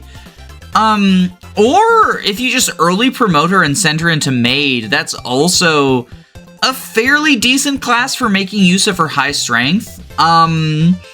Like, obviously daggers are going to be lower might than either axes or bows, but she can attack people from 2 range, and potentially, like, do some stuff with that, I guess. I don't love it, but it's, like, what are you getting from Corrin Marriage that you aren't getting from one of those two? I guess, well, she gets Hana Friendship, so I was gonna say, like, I guess you could send her into, like, the Samurai line and be, like, a fast, high-strength, like, Master of Arms or Sword Master, but even then, like, you already have that. Yeah, I feel like this marriage doesn't offer much, and, like, Knight is a super undesirable class for Corrin. Like, why does Corrin care about Knight? Probably worse than... is it worse than Takumi? Because, like, I penalized Takumi pretty heavily for wasting your Takumi marriage, right? You're not really wasting anything by marrying Effie, aside from Korin marriage. I think it's worse than Rinkah, though. Yeah. Because, like, what are you really getting at? I guess, no, actually, there is Wyvern Effie. People love Wyvern Effie. I feel like Wyvern Effie is, like, a side grade to Sniper or Berserker or Hero Effie.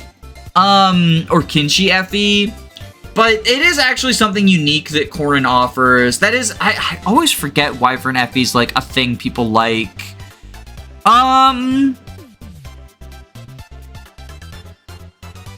Probably here, just on the back of Wyvern Effie. If you really want Wyvern Effie, that Korin is the one who gives it to her. And, like, Effie does have high strength, and, like, can be a fast and, like, relatively speedy Wyvern. So I guess, like, yeah. I mean, like, so Effie's not a very good unit, though, in Rev, because she just joined so late. I guess she's a better unit than Arthur. Is Wyvern Effie worth more than long-term Armor Knight Subaki? That is a cursed question. I'm gonna say yes, but a very hesitant yes. Effie's not that hard to train on her join map, because you have access to the Beast Killer at that point. You can feed her promoted Paladin kills, and then she keeps her Lance rank as a Wyvern. It's 7 maps, though, because it's a slow support. It's 7 maps of Armor Knight Effie before she can become a fucking Wyvern. And you're right, it's right before Vala, too, so you got a paralog chain for it. At least Armor Knight Subaki can, like, get online in time. I think Armor Knight Subaki is better than Wyvern Effie. Fight me. Meanwhile, Benny is just kind of like... So Benny doesn't really care about any class other than Armor Knight. Well, that's not true. I do actually like Dark Knight on Benny for Heartseeker and Fierce Main stacked together.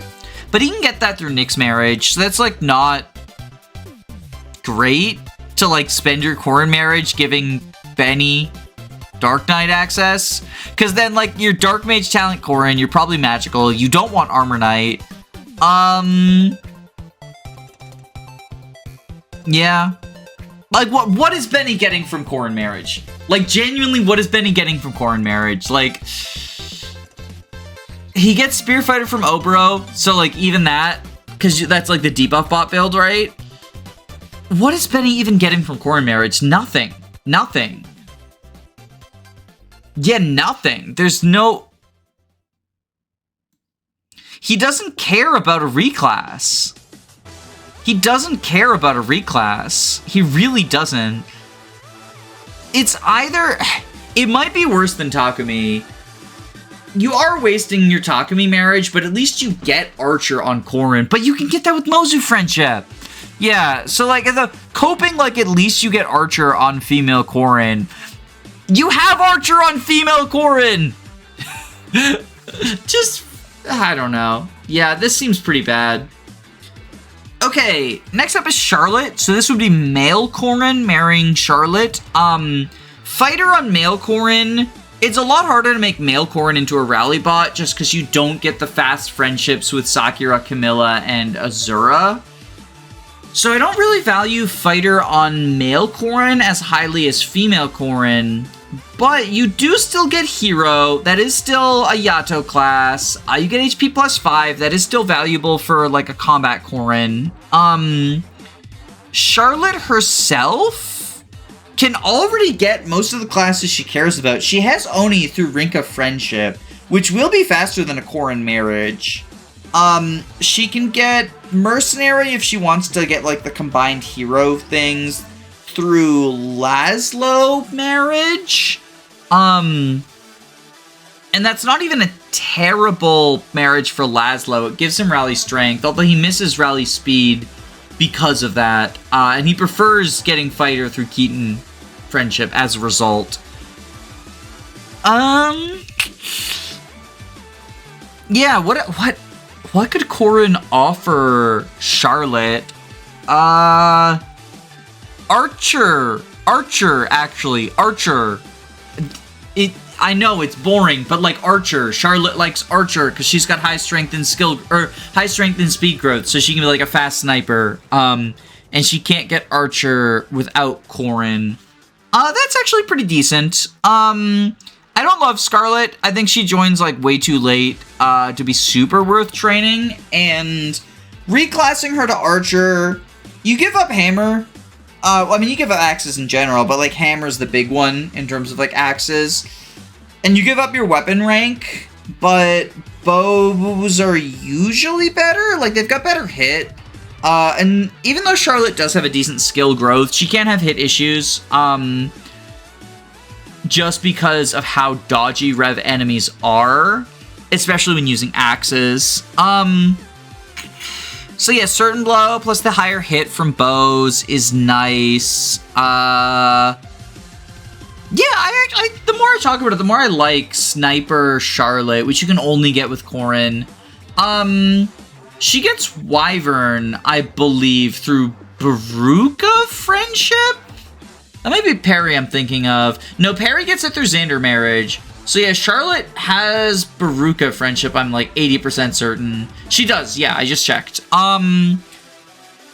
So, yeah, it's really just Archer, but like, hey, Archer's a good class. I'm gonna put her above Kaze, because she does actually benefit from the marriage, but we're getting to the point where, like, units who join this late, if you're not My Castle abusing, which is valid if you want to, the marriage is gonna come online pretty late. You have to paralog chain for it, and then if you're reclassing into a bronze only class, like a class where you have E rank in them, you either need to like grind weapon rank or make a forge or deal with bronze weapons having lower might, and it can sometimes feel like a side grade more than an upgrade.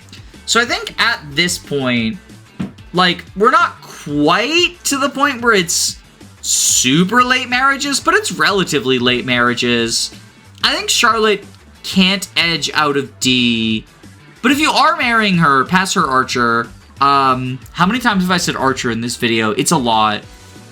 It's a good class. Next up is Silas. And I know I just complained about how late the Charlotte marriage comes online, but Silas is, despite showing up later, I think a significantly better marriage candidate than Charlotte. So the downside is that Silas, as a crossroute character, can get any class that he wants. He can marry anyone, like any woman in the cast. And as a result of that, there's not anything unique that Corin offers him. You know, if you want Archer, he can marry Mozu, he can marry Setsuna.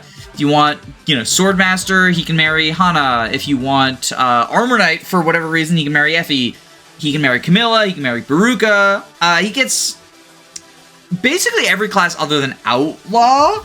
I guess you could marry him for Outlaw, and that way you pass Outlaw class skills when he goes Bow Knight, if you're going Bow Knight.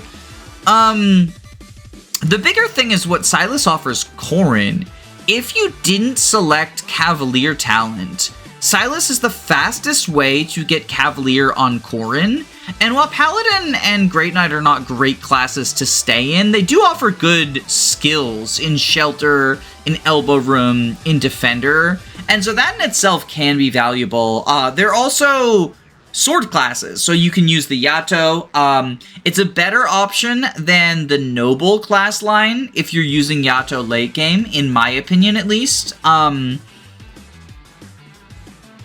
Yeah, I like what Silas gives Corin in terms of marriage, and then if you're marrying Silas, I guess Outlaw would be the go-to if you want to give him something he can't get otherwise, because there's no female Gen 1 Outlaws.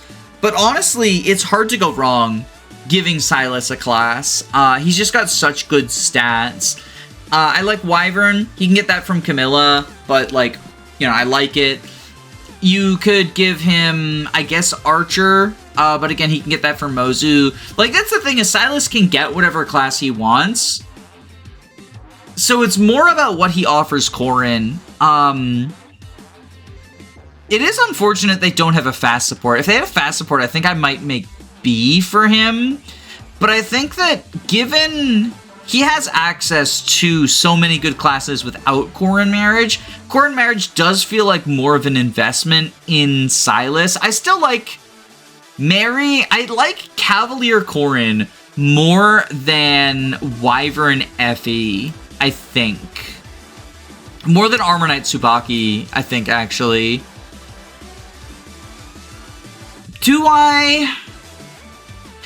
The other thing is that with Vow of Friendship, Corrin and Silas kind of work together well, because Corrin can, if you're paired up and Corrin takes damage, then Corrin switches to the backpack role, and now we've got Vow on Silas who's in the front, which is kind of cool and supportive, but like,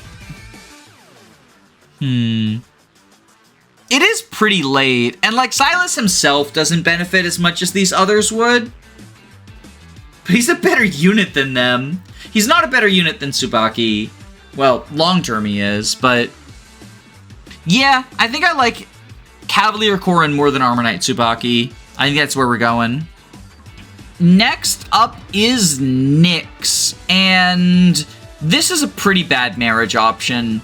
So I'm assuming if you're marrying a magical unit, because you want to pass them a magical class, you get Dark Mage out of it, you're probably Magical Corrin. But if you're Magical Corrin, why is your talent not Dark Mage? Because the Dark Mages joined so much later than the Diviners and Monks and whatnot.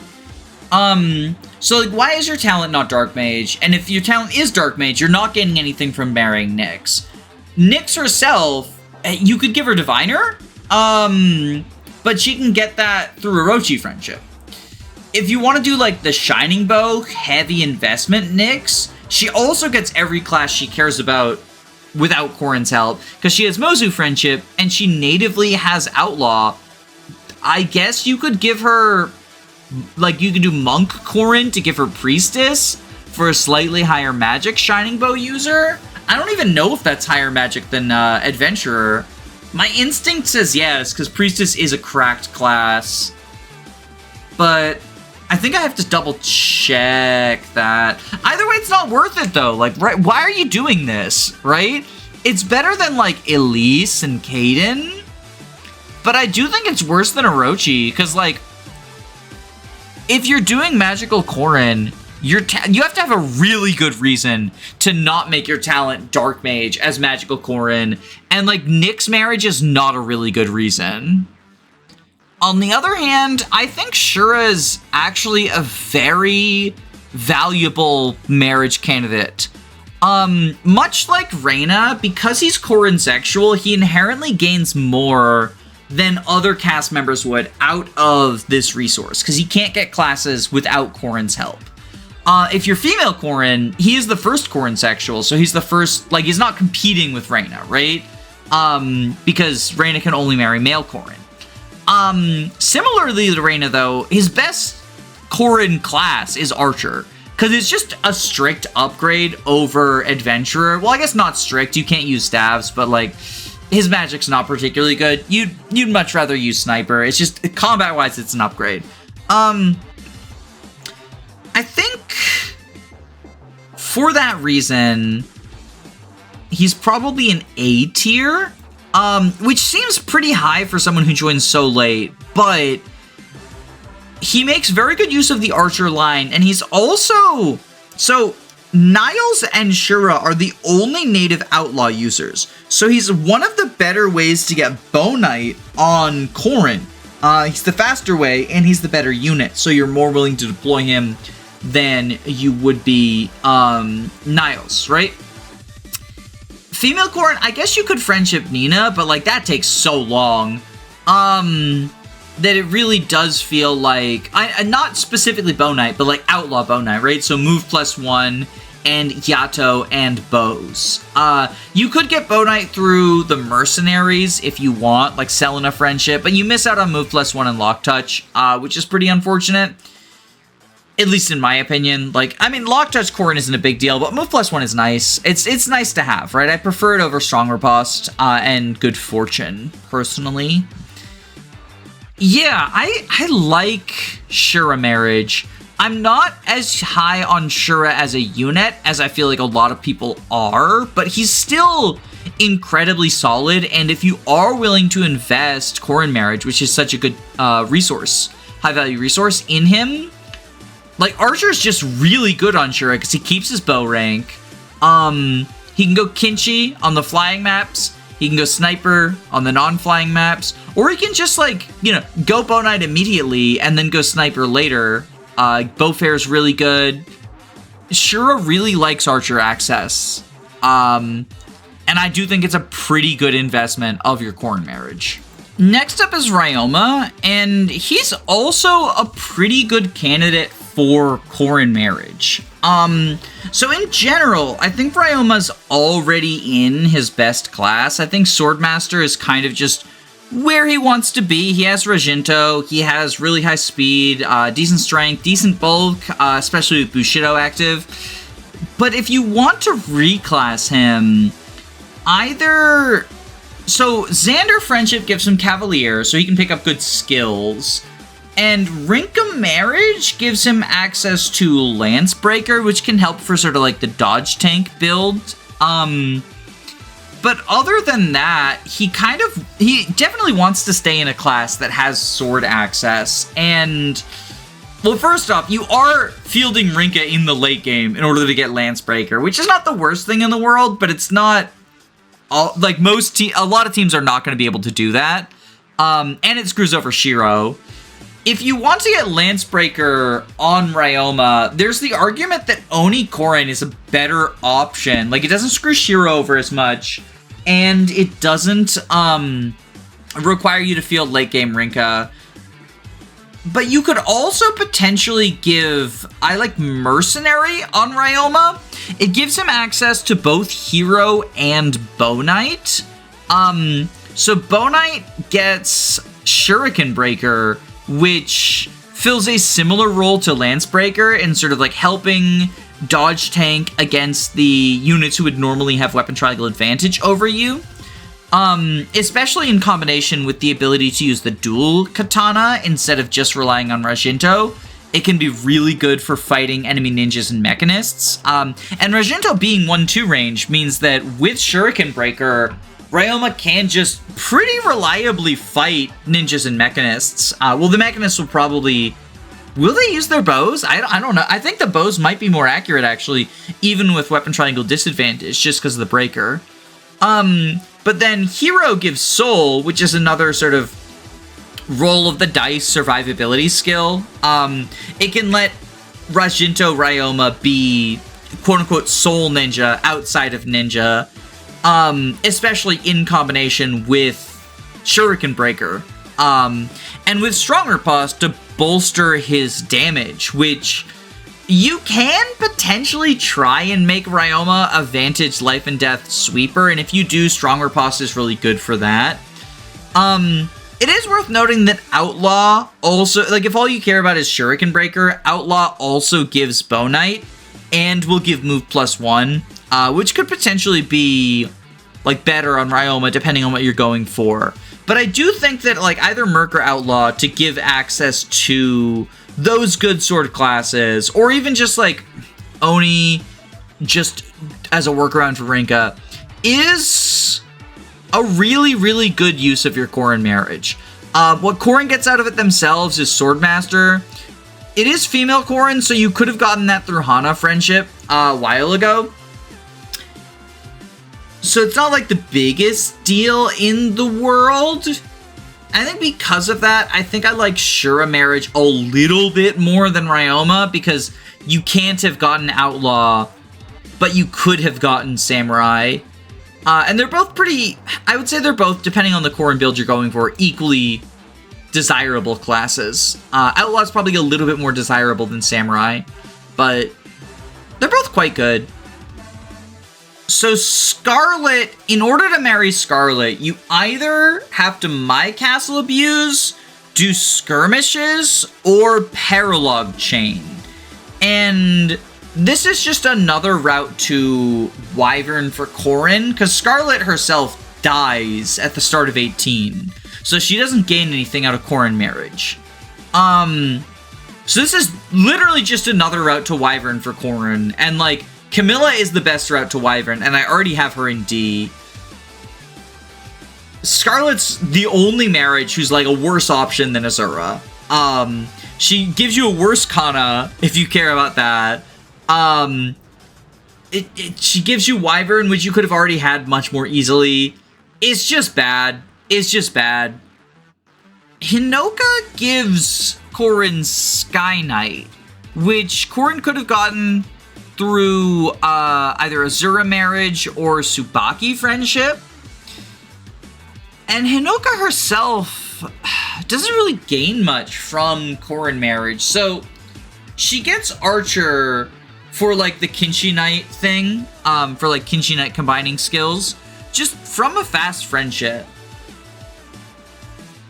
I guess Outlaw, if you want to marry Hinoka, Outlaw is probably the best one to give her, because she can get, like, if you're going lance-focused Hinoka, she already has Spearmaster, or Spearfighter. She can get Paladin through Xander marriage, or Silas marriage, both of which are reasonable. Like, Xander doesn't care for Falco, but Silas actually does like Falco. So yeah, if you're marrying Hinoka, Outlaw to combine Outlaw plus Sky Knight plus Kinshi is actually pretty reasonable, because she can get the Setsuna friendship, she can get Corrin marriage, she can move +1 Kinshi with Quick Draw and Darting Blow. Yeah, I actually kind of like the Outlaw marriage on Hinoka. The biggest thing is just that it comes late, but if you want to make Hinoka like a bow focus unit, which is probably better than lance focus, having her get access to like Bow Knight for later on, actually pretty solid. I think probably here, I think I like Bow Knight Hinoka better than Armor Knight Subaki. How many builds have I said are better than Armor Knight Subaki? It's a lot. It's a lot. Next up is Azama, and Azama does have really good stats and like would like to leave Monk either by promoting or reclassing, but he can do that with like his native class set. He can go into Apothecary. He has a fast support with Setsuna if he wants to bow focus to go sniper. Yeah, what is Corrin giving Azama that Azama doesn't already have? Does Azama have a Bow Knight friendship? He does not have a way to get Bow Knight. So I guess Outlaw. I like Outlaw on Azama a lot less than on Hinoka though, because like, because Azama's worse, because he's a worse unit, I guess, is the big thing. Azama just like, I don't know. You already have to spend, well, I guess it's because he can't combine, like he could combine Kinshi, like Archer plus Outlaw, but it requires support chaining with both Setsuna and Corrin. And if you're trying to like have Setsuna combine Outlaw and Archer skills, like instead of marrying Azama, have her marry Niles, then you get 3 people who do that, right? So what does Corrin offer Azama that he doesn't already have? He gets Wyvern from Beruka. He gets Sky Knight from like a fast Hinoka support or Subaki friendship. If you're going like lance focus, he can marry Oboro for Spear Fighter. And then like he gives Monk, or he gives Shrine Maiden to Corrin, because it's female Corrin we're talking about.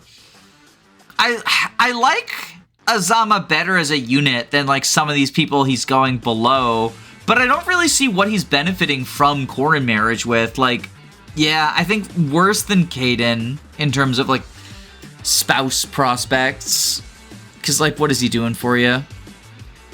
Setsuna is another one who, so similarly to Takumi, Setsuna, she's the only mother who passes Archer, so it's a pretty big opportunity cost to have her marry Korin. And she already has ways to get basically every class she cares about. She can get Outlaw from Niles, and that lets her combine Kinshi plus Bow Knight.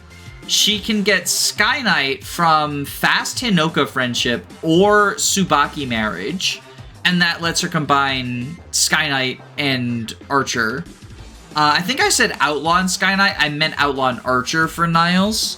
So, like, Setsuna's in a similar position. She even, if you want to go, like, Priestess Setsuna, she has a fast romance with Azama. So she's in a position where, like, the only bow class she doesn't natively have access to without Korin is Apothecary, which is not very good. Because she even, like, you can even go Mechanist with her, because she's a ninja, right? Her Heart Seal is ninja. So yeah, it is just Apothecary.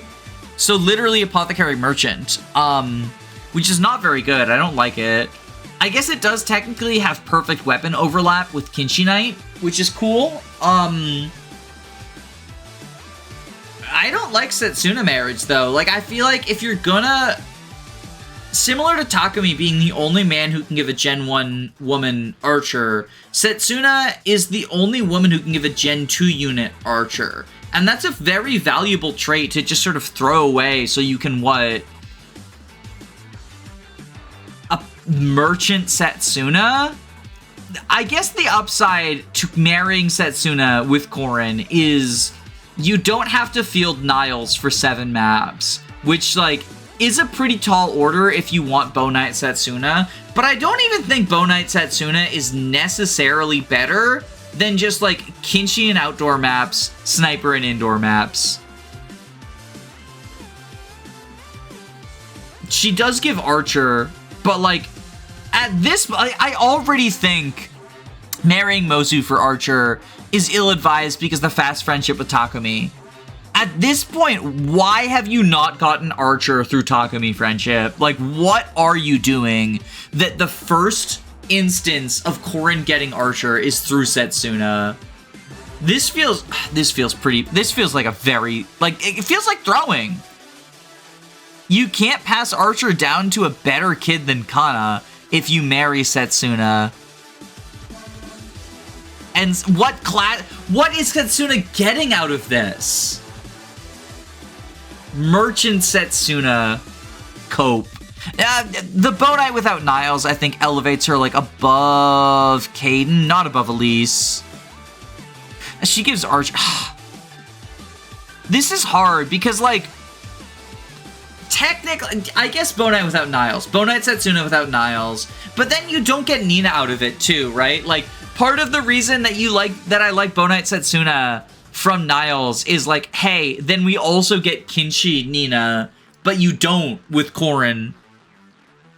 I'm just gonna leave it here. The ordering of the F tier is so hard because it's like, why would you ever do this marriage? There's so many downsides associated with it. And I think the fact that Setsuna does at least have an upside, maybe it's above Nyx, because, like, what are we marrying Nyx for? Yeah, I think it's above Nyx, but, like,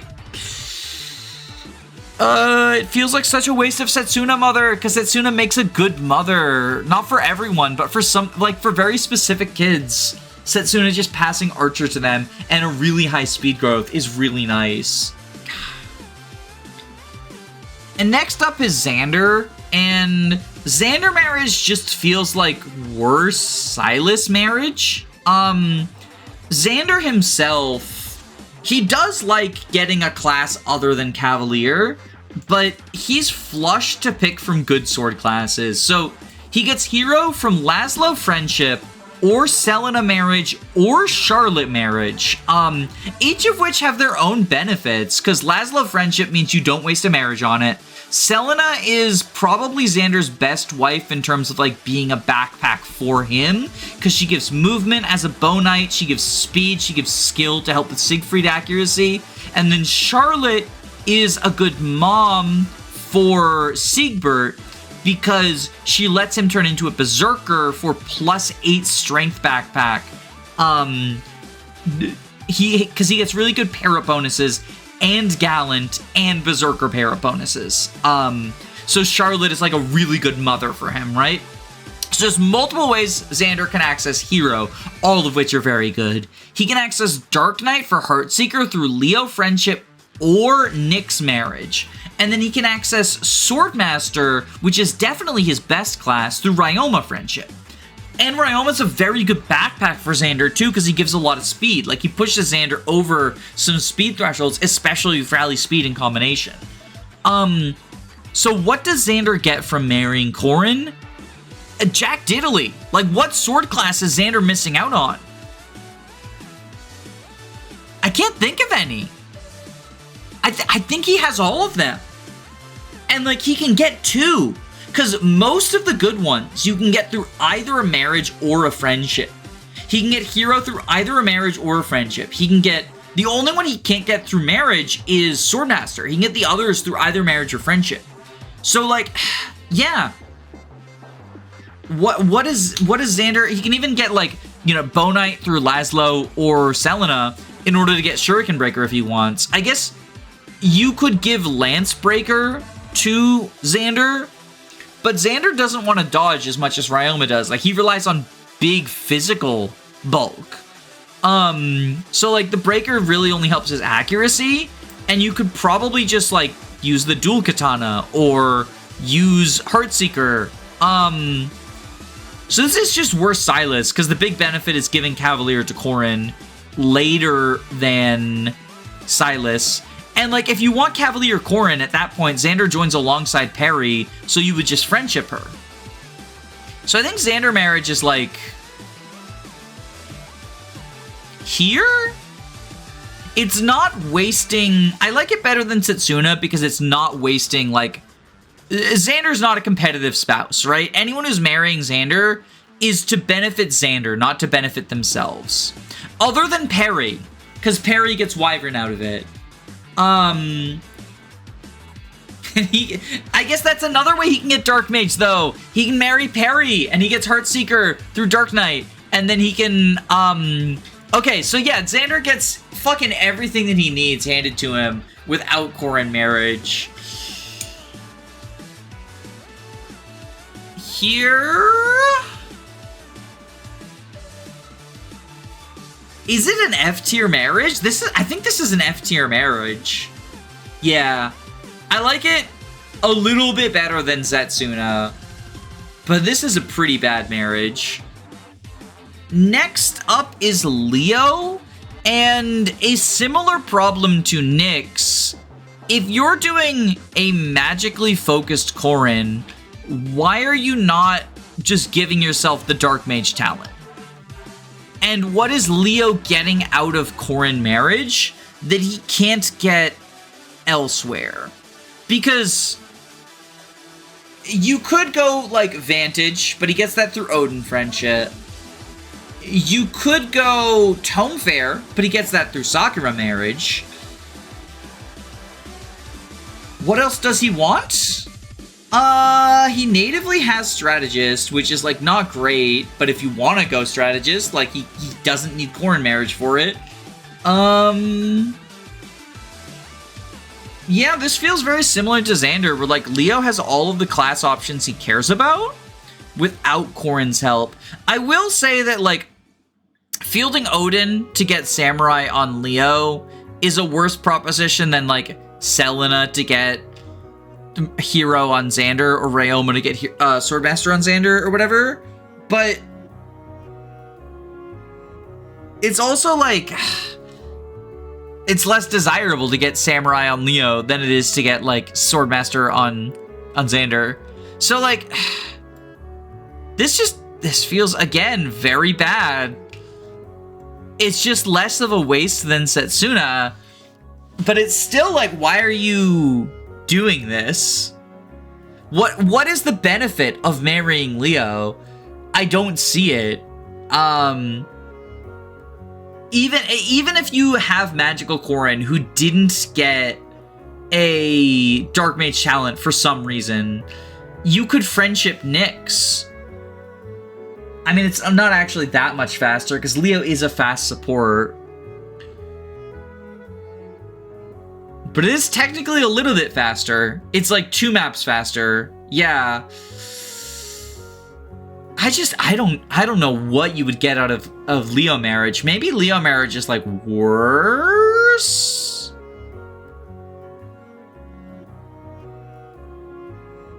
Yeah, I think it's worse. Ugh. I'm sorry, Leo.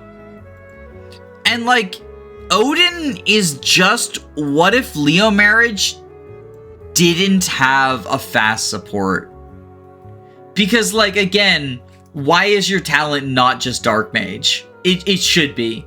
And what is Odin getting out of this? I guess technically Odin, this is Odin's only path to Tome Fair, I believe. He doesn't have... Oh wait, no, that's not true. He has a cross route with Orochi, doesn't he? Yeah, let me just double check that, but I'm pretty sure he has a cross route with Orochi. Yeah, Odin, I'm sorry, Odin gets nothing out of this. He gets Diviner from Orochi. Yeah, he's just worse, Leo. Damn. This really is Game FAQs 2015. Niles is interesting because he's our first marriage candidate where we don't actually know Corrin's gender because he's bisexual. So you could marry him with male Corrin. I consider... God, biphobia arc.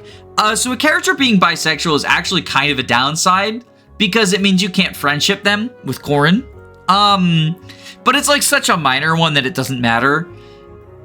As a spouse, you miss out on Nina and you miss out on Kana if you do gay marriage, which is like the game. It's frustrating that like it's a mechanical disadvantage to be queer. But Niles isn't a very good marriage candidate anyway. He gives Outlaw, which like if you wanted to marry for Outlaw, Shura's right there and he benefits a lot more from it. What are you passing Niles that he cares about? Archer, he can get from Setsuna. I guess you could go like... Well, no, because Priestess is female only, so like that's not a bow class for him. Yeah, I guess you pass him Archer. If you are using... Because like Setsuna's middling, I would say. But if you're using a lot of bad units, it can be hard to train up, like, the middling late joiners. So, similarly to how, like, Outlaw Corrin can benefit Setsuna if you don't want to field Niles, Archer Corrin can benefit Niles if you don't want to field Setsuna.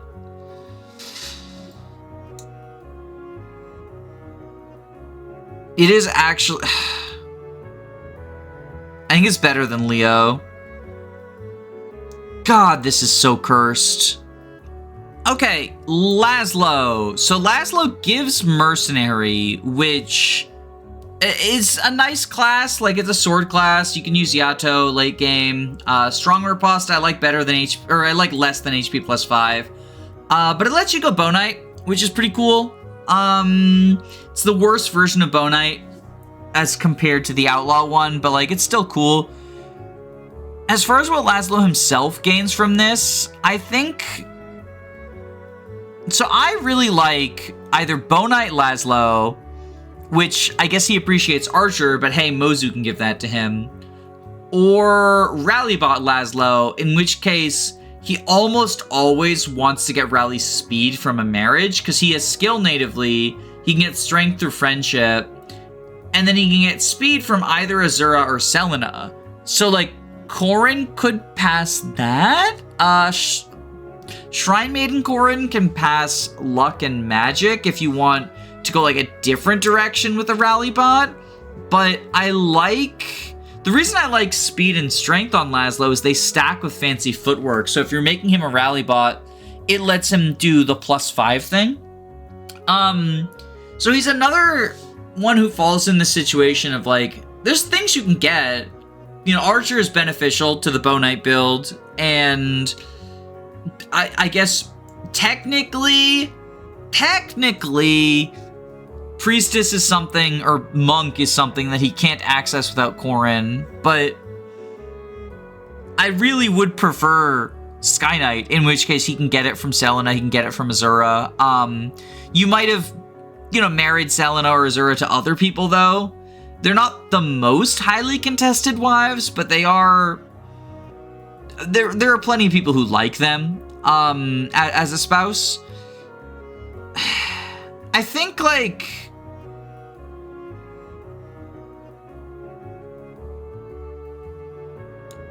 Here-ish, probably? High D?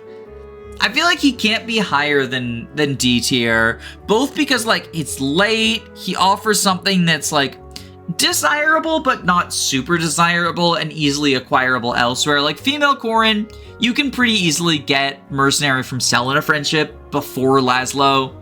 Like, before Laszlo marriage is even an option. Soleil's a pretty good kid. Passing down stats to her is nice. Yeah, I think that Laszlo just has better things to do than marrying Corrin. Next up is Perry. So Perry actually has decent class access through her supports, even though her native classes are not great. She can get Wyvern through Xander marriage, and then her cross routes, she has Samurai from Hinata, which is pretty cool, and Ninja from Kagero, which is pretty cool.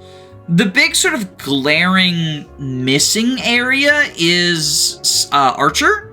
So if you're going to marry Perry, passing Archer to her is pretty cool, because she keeps lances in Kinshi, if you want to go Kinshi, and Certain Blow helps with her middling skill stat. It's not the worst skill out there, but there's definitely room for improvement. And she doesn't have access to Archer otherwise, because the other class that helps with accuracy is Outlaw, which you could marry Niles for. You get Lucky 7, you get Bows, which are still accurate. And then, of course, the Hinata marriage gives Samurai, which has a little bit of extra hit, which uses swords, which are accurate, and she keeps her sword rank from Cavalier. Ultimately, I don't love Perry as a unit, but I do think that she benefits from Corrin marriage in that unique access to Archer. And like Bloodthirst, if you're willing to like dance Perry, Bloodthirst is good on a sort of like player phase oriented unit. It's definitely better if you're trying to enemy phase, which like archers can do. You can find situations for it, but probably bottom of C actually, because I do think that Archer... Is Archer Perry better than Wyvern Effie? Perry's definitely easier to train than Effie. Yeah, I think Archer Perry's probably better than Wyvern Effie, actually. Yeah, I think so. Next up is Fuga, and Fuga is just a gigantic ball of stats. He starts out as a Master of Arms, so he has high rank swords, lances, and axes, which means he can make use of a bunch of classes pretty well. He natively has access to the Oni line and the Monk line. So he can go Great Master for like lance combat and staffing. He can go Sword Master for like higher speed and use his sword rank. He can go Blacksmith if you want. We had to do that in a sabotage run because someone paid to send a Blacksmith, which is not very good. But if you want to make him bulkier, Oni is fine. Like Oni Chieftain, use axes. I ultimately like his infantry combat really a lot, but because he's a Corrin sexual, he can't leave these infantry classes unless you give him Corrin marriage. For once, I actually don't think Archer is that great on Fuga.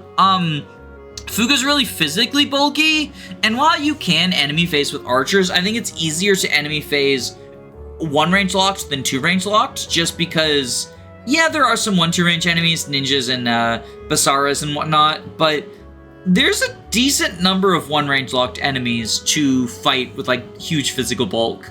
Because 2 range is more for dealing with like tome enemies, because you can trick 1-2 range enemies into 2 ranging you. he also loses his huge advantage with like the weapon ranks by going archer.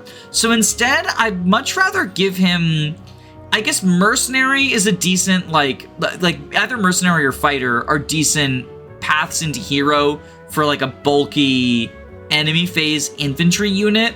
Or wyvern, let him use lances and axes as a wyvern just as a powerful flyer. The main disadvantage to Fuga marriage is how late it comes on.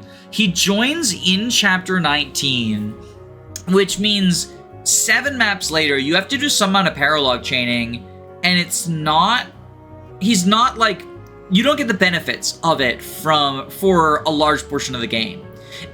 He does pass Swordmaster to Korin, which can be a good endgame class if you want to do Yato stuff against Nakos, because you get Swordfare, and you can go up to S rank swords to get the extra weapon rank bonuses, which is cool.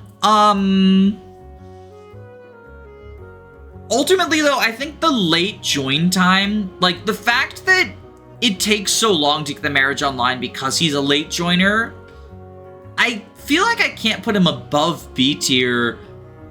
But I kind of like Fuga marriage. It's not better than Jakob, because Jakob can get it quickly. I like it better than either Selena or Keaton, though. Because he does, like, there is legit benefit to giving Fuga a new class. And he has quite a few he can benefit from.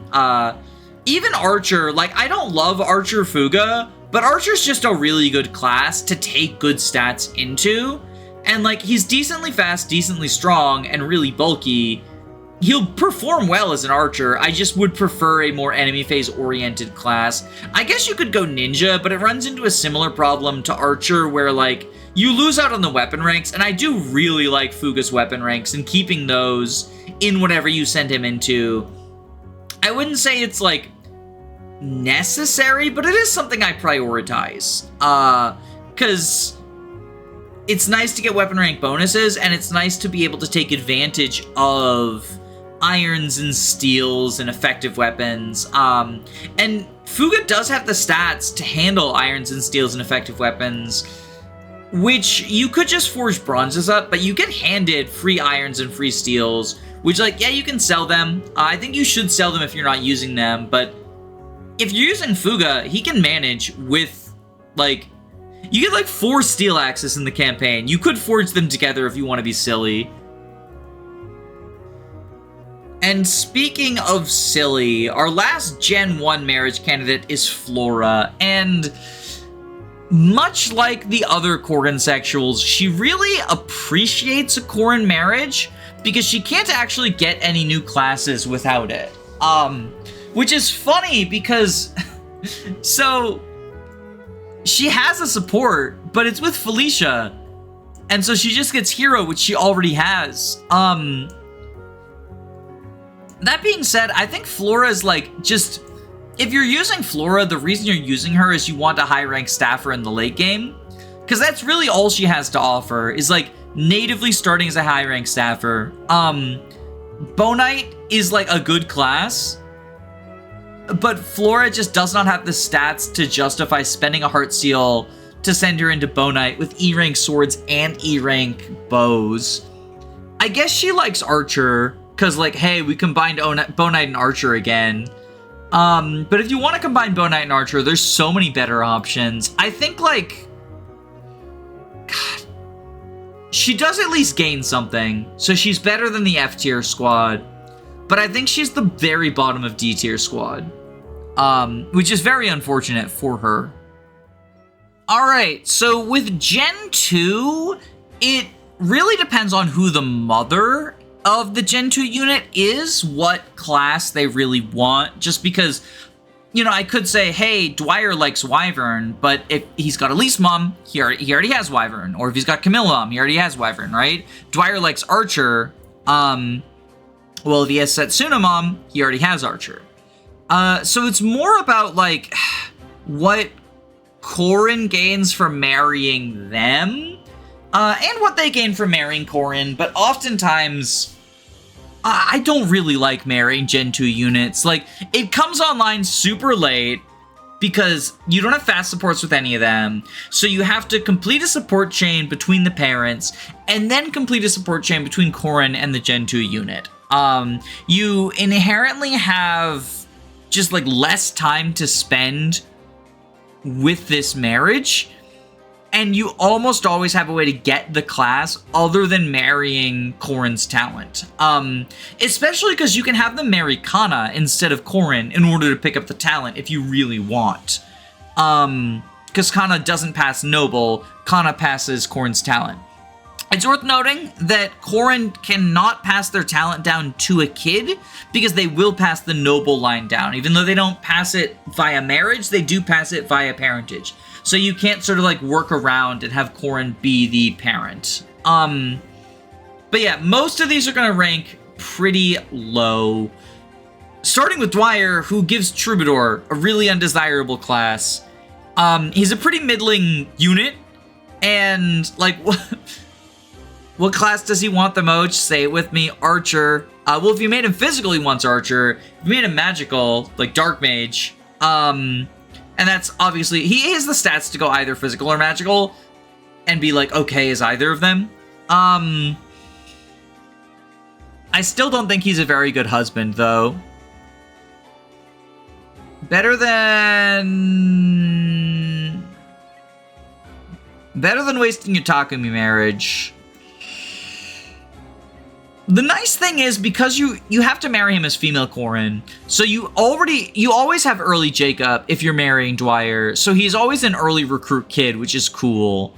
I guess if you did like Azura Jacob, which is a Shigure-based pairing, but does give you a like really high strength and speed Dwyer, then he likes Archer, because he has Kinshi, or he has Falco, he has Sky Knight, so you can go Kinshi with like Archer stuff. That's cool.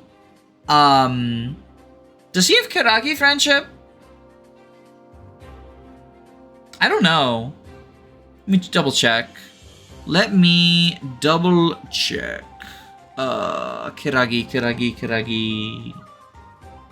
Yeah, I thought so. He has Kiragi friendship, so he already gets Archer. Wow. Okay, fraudulent.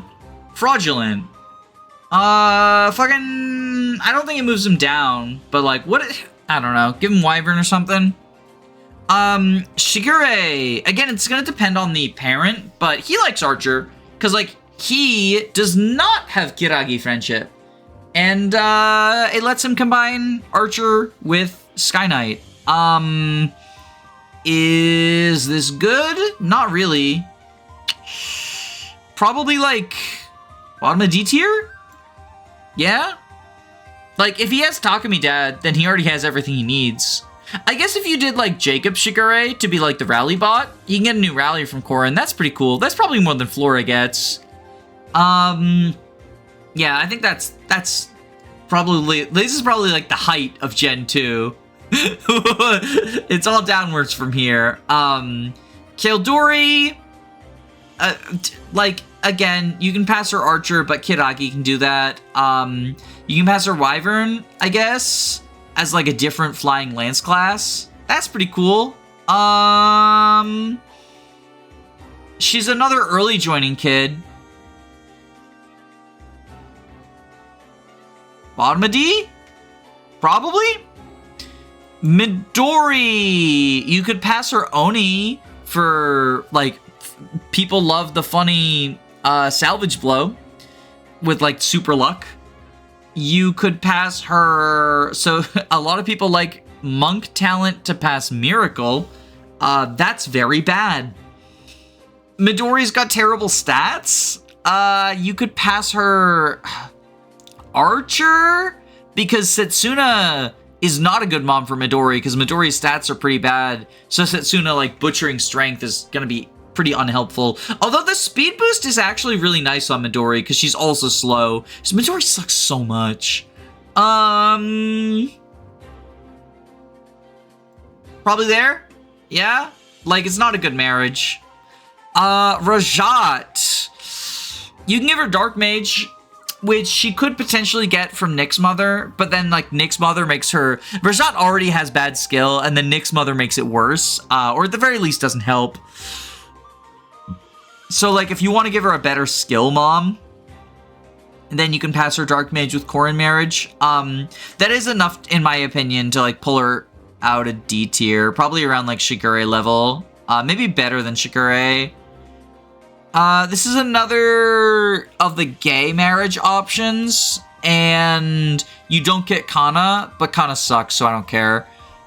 Kiragi. Kiragi, like, has everything that he wants at base. He's already an archer, and that's the best class for him. You could give him Sky Knight, I guess, if you gave him, like, a slower mom. Maybe Darting Blow could help.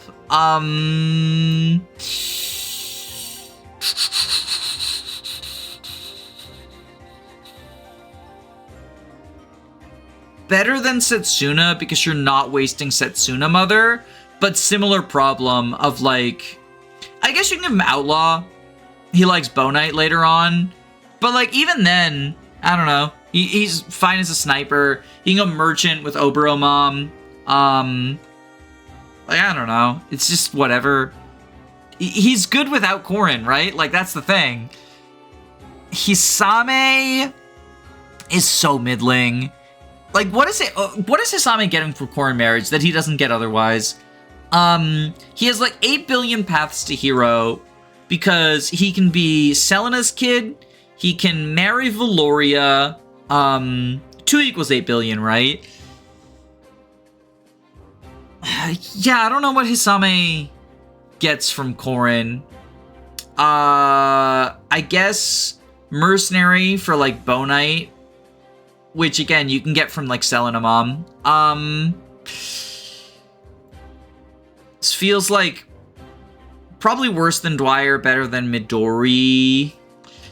Asuji's actually decent. Ninja's a good class for him, though. Like, he doesn't super want to leave, and if he does, I guess Archer. If you didn't pass Archer from Setsuna, Asuji does appreciate Archer. Probably enough for low D tier? Silky! Again, much like her dad, Silky wants to leave the Kitsune line, but I think the better way to fix her strength is, like, whoever her mom is needs to have high strength. Like, I like Kagero for Silky. She can't get Fighter as easily as Kaden, because if Kaden gets it from Keaton as opposed to Charlotte, then Selkie... She does have Valoria friendship, but that's, like, gonna be slower, because you need to get both Selkie and Valoria. I guess Corrin Marriage is, like, slower than Valoria friendship, though. She does also have Kiragi Marriage for Archer. Yeah, Corrin's not really offering anything unique.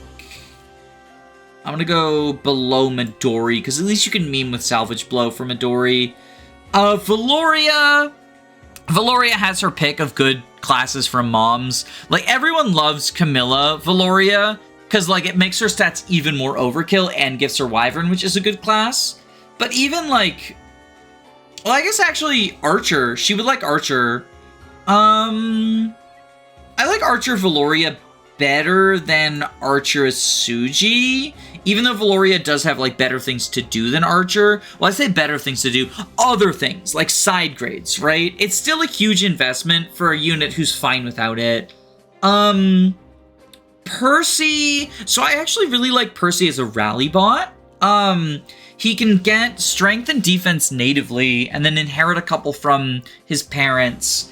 And if you're going rally bot Percy, Corrin can open another rally up. The problem here is the strength of rally bot Percy is just what he gets natively and quickly. Because if you're marrying, like, it's 7 maps to marry a kid, right? If you're marrying Percy to get a rally, it comes online so late that it just does not feel worth it. If you're marrying Percy to give him a class, he's a more defensive unit, so, like, you can give him Archer, but I think he wants to focus on defensive classes, and what are good defensive classes? Wyvern and Hero. He has them natively. I guess Armor Knight, But again, he can get that from Effie. So, like, this does not feel like, yeah. Probably better than Selkie. Actually, Selkie wants a new class. Percy doesn't really. Is Percy a worse marriage than Takumi? Nah, not really. Ignatius... Again, it's gonna really depend on his parent, but Ignatius wants to leave Knight, so...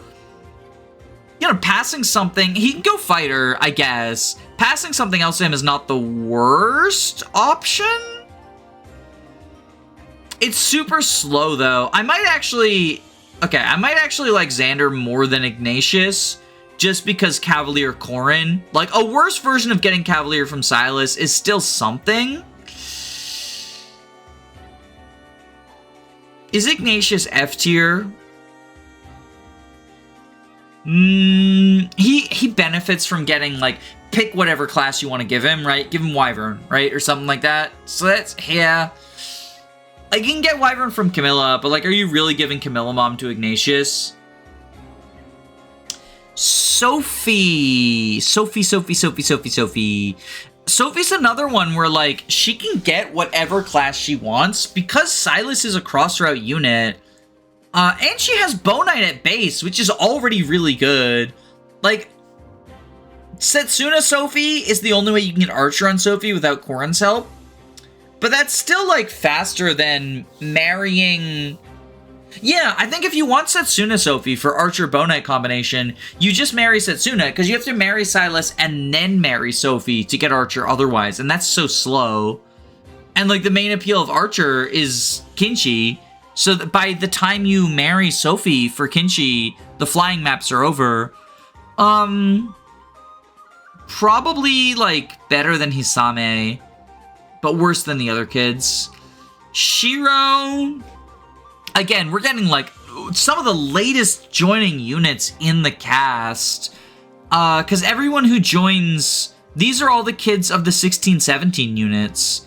So these are some very late joiners. I'm tempted to say, like, it's not even really worth talking about. Like, what are we giving Shiro? Again, he can get Wyvern from Camilla. He can get... Paladin... He can't get Paladin. So I guess you give him Paladin. Whoop-de-doo. I'm gonna go ahead and say we don't even really need to talk about these units. Because they join so late that, like, Corrin marriage is not doing much for them. Like, this squad, I guess you could, like, interchange them a little bit. I like Soleil better. Well, it also depends on, like, the mom.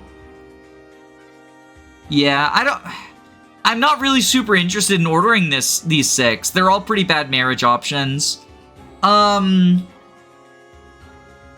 List is pretty bottom heavy. I could see moving Beruka and maybe Silas up to B?